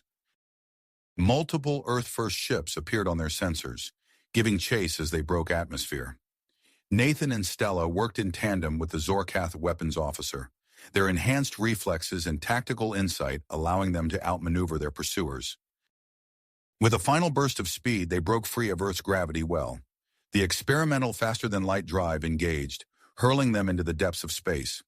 As the ship stabilized in the outer solar system, the gravity of their situation began to sink in. Earth had fallen to Earth First, an ancient threat loomed on the horizon, and they were now fugitives in experimental spacecraft. Before they could fully process their next move, a coded transmission crackled through the ship's communication system. A resistance movement on Earth, still fighting against Earth First's takeover, had sent coordinates for a hidden base on Mars where Loyalist forces were regrouping. Nathan and Stella exchanged determined looks. Their journey was just the beginning, and the fate of multiple species hung in the balance. As the ship's navigational system plotted a course for Mars, they prepared themselves for the challenges that lay ahead, knowing that their unique abilities would be the key to facing whatever the future held. Held in the balance. As the ship's navigational system plotted a course for Mars, they prepared themselves for the challenges that lay ahead, knowing that their unique abilities would be the key to facing whatever the future might bring. The prototype vessel sliced through space, its experimental engines humming with hardly restrained power. Nathan stood at the helm, his enhanced senses attuned to every minute fluctuation in the ship's systems. Beside him, Stella's eyes were closed, her mind reaching out to scan for any potential threats. "We're approaching Mars," Nathan announced, his fingers dancing across the holographic controls, initiating stealth protocols. The ship's exterior shimmered, adapting to the surrounding space as they entered Mars orbit. Earth-first patrols crisscrossed the red planet's atmosphere, their sensors sweeping for any signs of resistance activity. Stella's eyes snapped open. "There," she said, pointing to a seemingly barren stretch of the Martian surface. "The base is hidden beneath that ridge." Nathan guided the ship down, expertly weaving between patrols and using the planet's natural features as cover. As they touched down, the ground beneath them began to shift, revealing a hidden hangar bay. The moment they stepped off the ship, they were greeted by a stern-faced woman with close-cropped hair and a cybernetic eye. "Commander Elena Rodriguez," she introduced herself, her voice carrying the weight of authority. "Welcome to Mars Resistance Base Alpha." As they walked through the bustling underground facility, Rodriguez briefed them on the situation. "Earth First has taken most of the major colonies, but we've managed to maintain a network of hidden cells across the planet." Nathan and Stella exchanged glances before sharing the information about the Aquilians and the Void Hunters. Rodriguez's cybernetic eye whirred as she processed the information. "This changes everything," she said, leading them into a command center filled with holographic displays. "We need to retake key installations if we're going to have any chance against this new threat." Over the next few hours, they formulated a plan. Nathan and Stella would lead separate teams to strike at critical Earth-first facilities simultaneously. As they prepared for the mission, Nathan pulled Stella aside. "Be careful out there," he said, his enhanced senses picking up the subtle changes in her heartbeat. Stella nodded, her eyes conveying more than words could. "You too." Nathan's team moved swiftly through the winding corridors of an Earth-first research facility. His enhanced strength allowed him to effortlessly pry open sealed doors, while his heightened reflexes kept him one step ahead of the facility's security systems. In the main laboratory, Nathan's eyes widened as he took in the sight of containment pods filled with humanoid figures. "They're experimenting on Neo Sapiens," he muttered, his voice tight with anger. He quickly located the main data core, downloading crucial information before setting charges to destroy the facility. As alarms blared, Nathan led his team back to their extraction point, the sounds of explosions echoing behind them. Meanwhile, Stella's team had infiltrated the communication hub on Olympus Mons. Using her empathic abilities, she projected an aura of calm and trust, causing Earth-first personnel to lower their weapons in confusion. "We're not here to harm you," Stella said, her voice resonating with an otherworldly power. "Stand down, and no one needs to get hurt." Within minutes, the resistance had secured the facility with minimal casualties. Stella immediately began coordinating with resistance cells across Mars, her mind processing multiple communication streams simultaneously. As the Martian resistance gained momentum, a priority transmission cut through the comm channels. Lyra's bioluminescent face appeared on the main screen, her expression grave. "The Void Hunters have accelerated their approach," she said, her voice tinged with urgency. "I'm sending coordinates for an ancient Aquilan outpost on Mars. The technology there may be our only hope." Nathan and Stella assembled a small team of specialists and set out for the coordinates Lyra had provided. They descended into a network of underground caverns, relying on their enhanced senses to navigate the treacherous terrain. As they entered a vast chamber filled with alien technology, Nathan's instincts flared. "It's a trap," he shouted, just as a group of Earth-first elite soldiers emerged from hidden alcoves. At their head stood Marcus Cook, his eyes gleaming with an unnatural light. "So good of you to join us," he sneered, raising a weapon that pulsed with energy. "Let's see how your enhancements stack up against ours." The chamber erupted into chaos as both sides clashed. Nathan and Stella moved in perfect synchronization, their abilities pushed to new limits as they faced off against the enhanced Earth-first operatives. Stella ducked under a swinging fist, using her opponent's momentum to throw him into a nearby console. Nathan grappled with two soldiers at once, his enhanced strength allowing him to hold his own against their augmented abilities. As the battle raged, the Aquilan device at the center of the chamber began to pulse with energy. Suddenly, a blinding flash filled the room, accompanied by a wave of force that knocked everyone off their feet. When Nathan's vision cleared, he found the Earth-First soldiers unconscious around him. Marcus Cook was nowhere to be seen. "We need to get this device back to base," Stella said, her voice hoarse from the fight. "It might be our only chance against both Earth-First and the Void Hunters." As they secured the Aquilan technology and began their ascent back to the surface, long-range sensors detected the first signs of the Void Hunters entering the outer solar system. Nathan and Stella shared a look of willpower, knowing that the true battle was only just beginning. The fate of humanity and all other species in the solar system hung in the balance, with their mission to the Zorth homeworld representing the last, best hope for survival. As Nathan and Stella stepped off the ship, the gravity of their situation struck them anew. The prototype vessel's long-range sensors had detected an alarming development. The first wave of Void Hunters entering the outer solar system, rapidly approaching from beyond Neptune's orbit. "We need to act fast," Nathan said, his enhanced senses on high alert as they made their way to the command center. Earth-First counterattack is imminent, but this new threat changes everything. Stella nodded, her mind already racing with potential strategies. "We need to unite everyone against the Void Hunters. It's our only chance." They burst into the command center, where Commander Rodriguez was coordinating the Martian defense. Nathan quickly relayed the information about the approaching Void Hunters, his words causing a hush to fall over the room. "This changes our entire strategy," Rodriguez said, her cybernetic eye whirring as she processed the new information. "We need to call an emergency meeting with the resistance leadership." Within minutes, the key figures of the Martian resistance had gathered. Nathan and Stella presented the data from the Aquilan device, emphasizing the urgency of the situation. "We propose a system-wide broadcast," Stella said, her voice steady despite the tension in the room. "If we reveal the Void Hunter threat, it might force a ceasefire with Earth-First." After a brief but heated discussion, the resistance leaders agreed. As they prepared the broadcast, alarms blared throughout the base. Earth-First had launched their attack. Nathan sprinted to the front lines, his enhanced strength and agility allowing him to navigate the chaotic corridors with ease. He emerged onto the Martian surface, where Earth-First troops were advancing on their position. "Hold the line," Nathan shouted, his voice carrying over the din of battle. He leaped into action, his augmented reflexes allowing him to dodge enemy fire while closing the distance to the front line. Meanwhile, Stella took charge of the aerial defense from the command center. Her empathic abilities stretched to their limits as she coordinated the resistance fighters, anticipating enemy movements and directing counterattacks with uncanny precision. As Nathan fought off a group of Earth-First soldiers, he caught sight of a familiar face among the enemy ranks.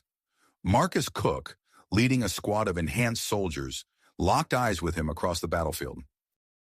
The two charged at each other, their augmented abilities turning the confrontation into a blur of superhuman speed and strength. Nathan ducked under a punch that would have shattered concrete, retaliating with a swift kick that sent Cook stumbling backward. "You're fighting the wrong enemy, Cook!" Nathan shouted as they grappled. "The Void Hunters are coming for all of us." Cook's eyes narrowed, but before he could respond, Nathan used the momentary distraction to his advantage. With a powerful heave, he threw Cook into a nearby rock formation, causing a cascade of boulders to rain down on the Earth-First squad. Back in the command center, Stella's eyes widened as she detected an unusual energy signature from the Earth-First forces. "They're using Aquilan tech," she realized, quickly analyzing the data, "but it's unstable, imperfect." Her mind raced, formulating a plan. "Recalibrate our shield generators," she ordered the nearby technicians.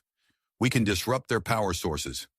As the battle raged on, the system-wide broadcast began to take effect. Reports flooded in of mass defections from Earth-First ranks as the truth about the Void Hunters spread. Nathan, still engaged in fierce combat, saw the shift firsthand. Earth-First soldiers hesitated, lowering their weapons as the magnitude of the true threat became clear. Seizing the opportunity, Nathan rallied the resistance forces. "To the command center," he shouted, leading a charge towards the heart of the Earth-First position. They fought their way through the remaining loyal Earth-First troops, Nathan's enhanced abilities clearing a path for his fellow fighters. As they breached the command center, they discovered a treasure trove of information, including plans for a massive orbital weapon. Stella, analyzing the captured data, felt a surge of hope. "Nathan, this weapon, we can modify it to defend against the Void Hunters." As the fighting on Mars subsided, Nathan received an urgent transmission from Lyra. The Aquilan observer had made contact with the Zorkath High Command, convincing them to join the united front against the Void Hunters. "We need you and Stella to come to the Zorkath homeworld." Lyra's bioluminescent face conveyed urgency, even through the holographic display.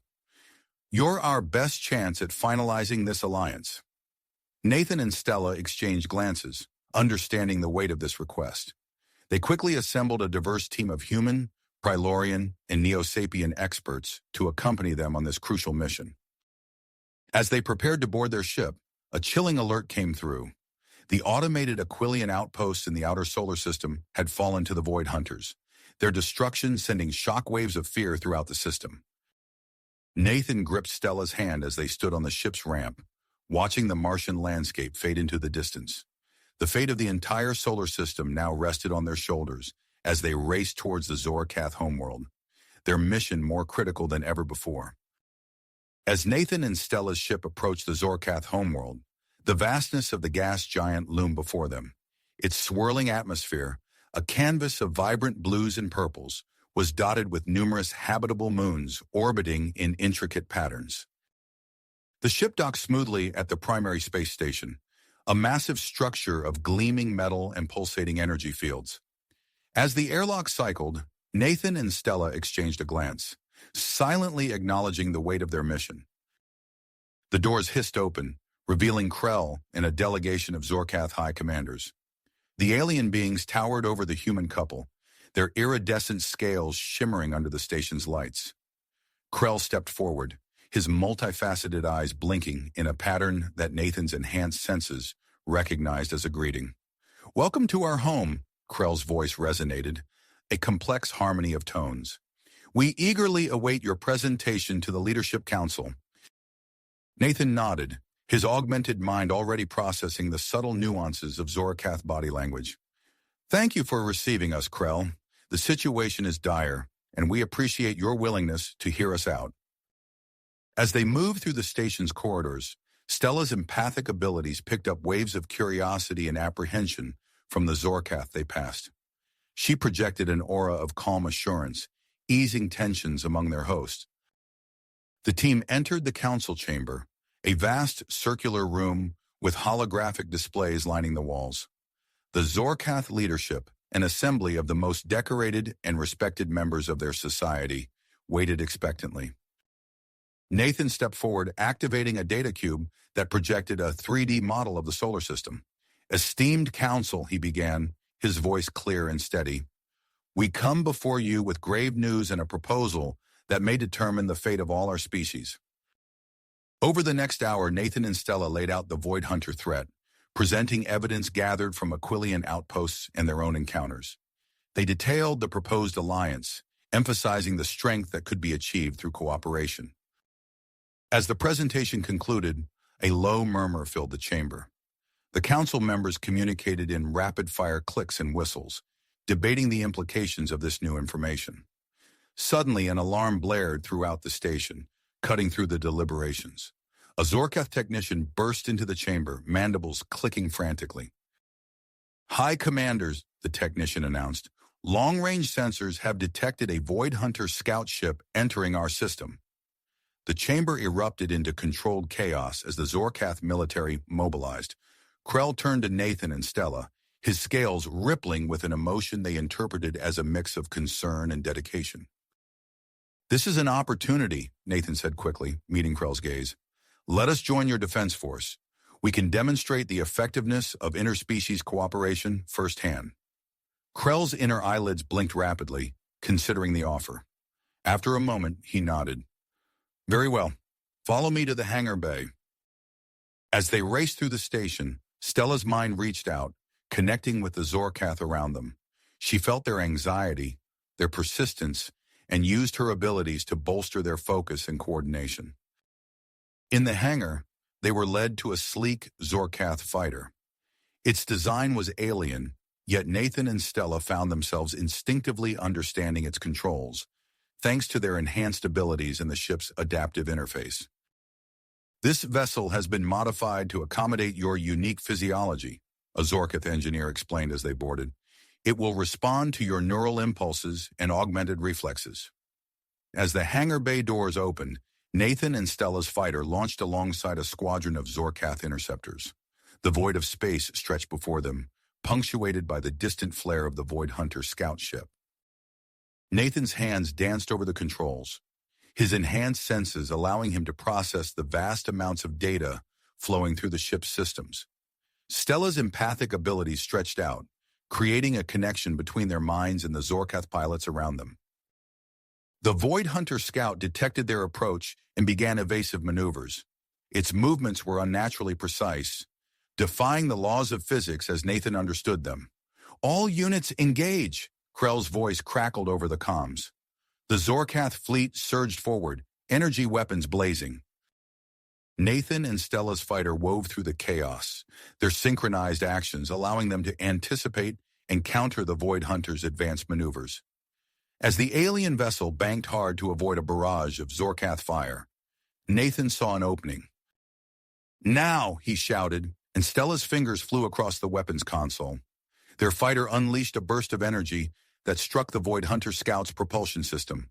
The alien ship spiraled out of control, its defenses overwhelmed by the combined assault of the Zorkath fleet. In a blinding flash, the scout ship exploded, leaving behind a cloud of debris and valuable data on Void Hunter technology. As they returned to the station, a palpable sense of victory filled the air. The Zorkath Leadership Council, having witnessed the battle from the command center, unanimously voted to join the alliance against the Void Hunters. Krell approached Nathan and Stella as they exited their fighter, his scales shimmering with an intensity they hadn't seen before. "Your actions today have convinced us," he said, his voice resonating with newfound respect. "The Zorkath will stand with you against this threat. Our military resources and advanced technology are at your disposal."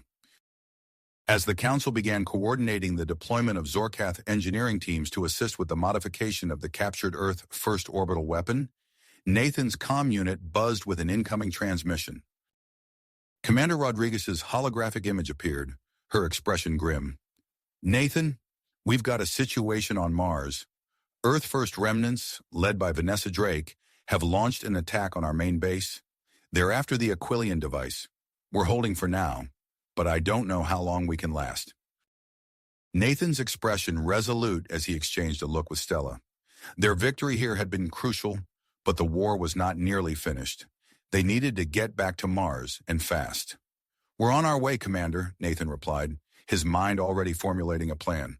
"Hold the line, we're bringing reinforcements." As they prepared to board a high-speed transport vessel, Stella worked with Zorkath scientists, rapidly integrating their technology with the Aquilan device's schematics. Every second counted as they raced against time, the fate of Mars and Serenians, and potentially the entire solar system, hanging in the balance. The transport's engines roared to life, carrying Nathan, Stella, their team, and a contingent of Zorkath elite troops towards Mars. As the ship accelerated to faster-than-light speeds, Nathan stared out at the blur of stars, knowing that the true test of their newfound alliance lay ahead. Ahead in the battle against the Void Hunters. As they emerged from faster-than-light travel, the red planet grew rapidly in their view screen. Nathan's enhanced vision detected flashes of weapons fire in Mars's orbit, and his heart raced as he realized the conflict had already begun. "Stella, we've got incoming," Nathan shouted as he took control of the weapon systems. The transport ship lurched as several Earth-first vessels opened fire, their energy beams streaking past in deadly arcs. Stella's fingers flew across the control panel, her empathic abilities allowing her to anticipate the enemy's movements. "Evasive maneuvers initiated," she called out to the pilot, a seasoned Zorkath warrior who responded with lightning-fast reflexes. The ship banked hard, narrowly avoiding a barrage of missiles. Nathan's augmented reflexes kicked in as he targeted the incoming projectiles, his hands moving in a blur across the weapon's interface. Bursts of energy erupted from the transport's defense systems, detonating the missiles in a series of fiery explosions. As they weaved through the chaos of orbital combat, a priority transmission cut through the static of their comms. Commander Rodriguez's voice crackled with urgency. "Nathan, Stella, we've got a critical situation planetside. Drake's activated the orbital weapon. She's targeting major cities."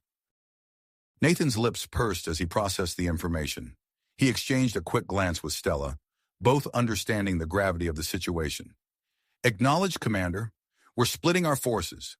Half the Zorkath troops will deploy to assist ground resistance. We'll continue with the primary mission." The transport ship shuddered as it entered Mars' atmosphere, the hull glowing red-hot from the friction. Nathan coordinated with the Zorkath commander, quickly organizing the deployment of ground forces. As the ship descended, the rear hatch opened, and a contingent of Zorkath warriors leapt out, their advanced propulsion systems allowing them to land safely and engage Earth-first forces on the surface. With the ground team deployed, Nathan refocused on their primary objective. The transport banked sharply, climbing back into orbit and setting a course for Earth. As they approached their home planet, the massive orbital platform housing Earth-first weapon came into view. "Initiating docking sequence," Stella announced, her voice steady despite the tension palpable in the air. The transport ship maneuvered carefully, extending its docking clamps to secure itself to the orbital platform. As the airlock cycled, Nathan addressed the remaining Zorkath troops and their own team. "Our objectives are clear. My team will secure the control room. Stella will oversee the integration of the Aquilan device. Expect heavy resistance. Earth First's enhanced soldiers won't go down without a fight." The moment the airlock opened, they were met with a hail of gunfire. Nathan's enhanced reflexes allowed him to duck and roll, drawing his weapon in one fluid motion. He returned fire, his augmented targeting systems finding weak points in the Earth First soldiers' armor. Stella led her team in the opposite direction, heading for the station's main engineering bay. Her empathic abilities stretched out, allowing her to sense the positions of enemy combatants. "3 hostiles around the next corner," she whispered to her team, who nodded in acknowledgement. As they moved deeper into the station, the fighting intensified. The narrow corridors became a battleground of close-quarters combat. Nathan's team pushed forward relentlessly, their Zorkath allies proving to be formidable warriors in the confined space. Suddenly, Stella felt a familiar presence brush against her mind. Her eyes widened as she realized the implications. "Nathan," she calmed urgently, "Marcus Cook is here. He's disguised as one of the Zorkath." Before Nathan could respond, Stella found herself face-to-face with Cook. He had shed his disguise, his enhanced form towering over her. "Did you really think you could sneak past me?" he snarled, lunging forward with inhuman speed. Stella barely had time to raise her defenses as Cook's fist connected with her forearm. The force of the blow sent her crashing into a nearby bulkhead, the metal denting from the impact. She rolled to her feet, her own enhancements allowing her to shake off the blow. "You're on the wrong side of history, Cook," Stella shot back, feigning left before delivering a powerful kick to his midsection. The 2 enhanced humans engaged in a furious exchange of blows, their combat causing significant damage to the station's infrastructure. Meanwhile, Nathan and his team had fought their way to the control room. As the doors slid open, he found himself face-to-face with Vanessa Drake. She stood at the main console, her fingers hovering over the firing sequence controls. "It's over, Drake," Nathan declared, his weapon trained on her. Drake's lips curled into a sneer. "You're too late, Hawk. I've already won." Her hand slammed down on the console, initiating the weapon's firing sequence. Nathan lunged forward, tackling Drake away from the controls. They grappled fiercely, enhanced strength against enhanced strength. Nathan managed to gain the upper hand, pinning Drake to the ground. But as he secured her wrists with restraints, a chilling alarm began to blare throughout the station. Drake's laughter echoed over the klaxon. "Did you really think I wouldn't have a backup plan? You've got 5 minutes before this entire station turns into a fireball. Enjoy your victory while it lasts." Nathan's mind raced as he secured Drake and turned his attention to the console. His fingers flew over the controls, attempting to override the self-destruct sequence. "Stella," he calmed urgently, We've got a new problem. Drake's initiated a self-destruct sequence. How's the integration coming? Stella's reply came between labored breaths as she continued to battle Cook.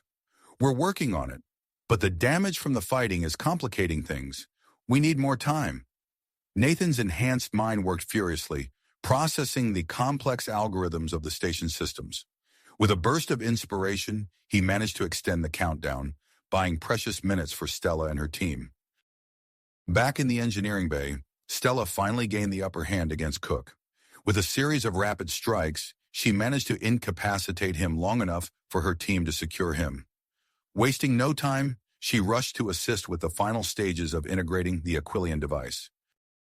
As Stella's hands danced across the alien technology, interfacing it with the station's systems, a new alert caught their attention. The station's long-range sensors had detected a massive energy signature at the edge of the solar system. The Void Hunters' main invasion force had arrived.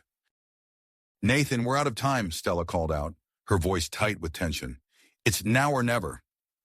With a final surge of effort, Stella completed the integration. The entire station hummed with energy as the modified weapon powered up. A massive pulse of energy erupted from the platform, enveloping Earth in a shimmering protective field that rapidly expanded to encompass the inner solar system. The effect on the approaching Void Hunter fleet was immediate. Their energy signatures fluctuated wildly, their advance halting as they encountered the disruptive field. But there was no time to celebrate. The station's self-destruct sequence entered its final phase, klaxons blaring with renewed urgency. Everyone to the escape pods now, Nathan shouted, ensuring Drake and Cook were secured before racing towards the evacuation point. Stella and her team abandoned their equipment, sprinting through the corridors as the station began to break apart around them. They piled into the escape pods, the doors sealing shut just as explosive decompression began to tear through the platform. Nathan's pod was the last to launch, blasting free of the doomed station moments before it erupted in a massive fireball. The shockwave buffeted the escape pods, sending them tumbling towards Earth as debris from the destroyed platform rained down around them. As they plummeted through the atmosphere, Nathan and Stella's comms crackled to life. A transmission from the United Fleet at the edge of the solar system came through, reporting that the protective field had given them a significant advantage against the Void Hunters. Their pods streaked across the sky, drawing the attention of people below. As they touched down, Nathan and Stella emerged to find cheering crowds of humans and aliens alike. The activation of the protective field had been visible from the surface, a literal beacon of hope in humanity's darkest hour. But even as they accepted the accolades of the crowd, Nathan and Stella knew their work was far from finished. Reports were already coming in of Void Hunter ships adapting to the energy field, with some managing to penetrate the outer defenses. Stella, Nathan said, his voice low as he pulled her close, we've won a battle, but the war is far from finished. Stella nodded, her mind already racing with possibilities. We need to take the fight to them, she replied, her eyes fixed on the sky where the faint shimmer of the protective field was visible. It's time to end this threat once and for all. As the crowds continued to cheer around them, Nathan and Stella began to formulate their next move. The Void Hunters were coming, and humanity needed to be ready for the final. As the cheers of the crowd faded, Nathan and Stella exchanged a knowing glance. Their victory against Earth First was only the beginning. The Void Hunters loomed on the horizon, adapting to the protective field that had bought them precious time. We need to act fast, Stella said, her voice low and urgent. The longer we wait, the more time they have to find a way through our defenses. Nathan nodded, his enhanced mind already formulating a plan. We'll need a strike team, something small, agile, and packed with the best tech we can muster. They quickly assembled a diverse group of experts, human scientists, Pralorian engineers, Neo Sapien tacticians, and Zorkath warriors. Over the next 48 hours, they worked tirelessly to modify a prototype stealth vessel, integrating technologies from all four species. The result was a ship unlike any other, sleek, powerful, and virtually undetectable. As Nathan and Stella boarded with their strike team, they felt a mix of anticipation and apprehension.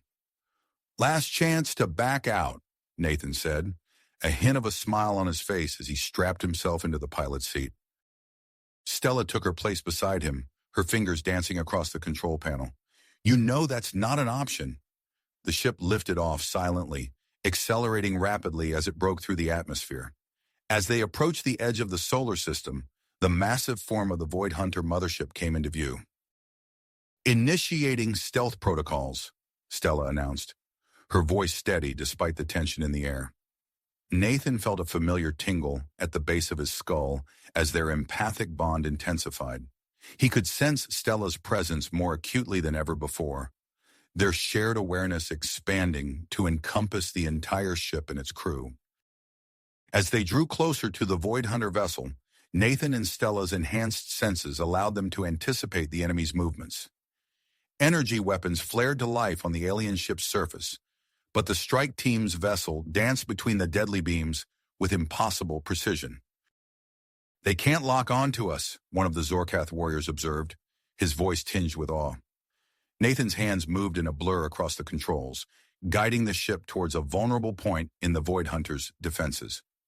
"Prepare for boarding," he called out, his voice calm despite the adrenaline coursing through his veins. The strike team's ship latched onto the alien vessel with a muffled thud. Airlocks hissed as they equalized pressure, and the team moved swiftly into the Void Hunter ship. The interior was unlike anything they had ever seen. Pulsing energy fields formed walls and floors, shifting and reorganizing themselves as the team advanced. Strange, ethereal guardians materialized from the energy fields, their forms flickering and unstable. Nathan and Stella took point, their enhanced reflexes allowing them to react to threats before they fully manifested. They moved in perfect synchronization, covering each other's blind spots and anticipating each other's movements. The rest of the strike team followed close behind, each member utilizing their unique abilities to overcome the alien defenses. Pralorian tech experts worked to disrupt the energy fields, while Zorkath warriors engaged the Guardians in close combat. As they fought their way deeper into the ship, Nathan and Stella's empathic abilities began to pick up on something else. A vast, collective consciousness pulsing at the heart of the vessel. "Do you feel that?" Stella asked, her voice barely above a whisper. Nathan nodded grimly. "It's like millions of voices crying out." They pushed forward with renewed urgency, finally breaking through to the ship's core. What they saw there stopped them in their tracks. A massive, swirling vortex of energy dominated the chamber. Within it, countless points of light swirled and pulsed, each one representing a captured life force. "This is how they power their ships," one of the Neo Sapiens scientists realized, her voice filled with horror. "They're consuming entire worlds." Nathan and Stella approached the energy vortex, drawn by an instinct they couldn't fully understand. As they got closer, the captured life energies seemed to react to their presence, reaching out with tendrils of light. "We can free them," Stella said, her voice filled with grit.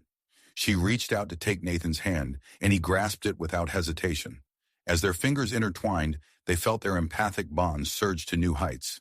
The barrier between their minds dissolved, and they became a single consciousness, amplified by the countless life energies surrounding them. Power like they had never known coursed through their bodies. Every cell vibrated with energy, threatening to tear them apart. But their connection, forged through countless trials and deepened by their unique biology, held strong. Nathan and Stella raised their free hands in unison, reaching out to touch the swirling vortex. The moment their fingers made contact, a shockwave of empathic energy exploded outward. The captured life forces surged forward, flowing through Nathan and Stella like a river breaking through a dam. Colors no human eye had ever seen flashed through the chamber as the energy built to a crescendo. With a final titanic effort, Nathan and Stella released their hold on the energy. A pulse of pure empathic force erupted from their bodies, washing over the Void Hunter ship and beyond. The effect was immediate and catastrophic for the alien vessels. Without the captured life energies to power them, the Void Hunter ships began to break apart. The energy fields that formed their structures destabilized, causing entire sections to simply cease to exist. "We need to move now," Nathan shouted, his voice hoarse from the strain. The strike team raced back through the disintegrating ship, the path they had fought so hard to clear now falling apart around them. They reached their vessel just as the Void Hunter mothership began to implode.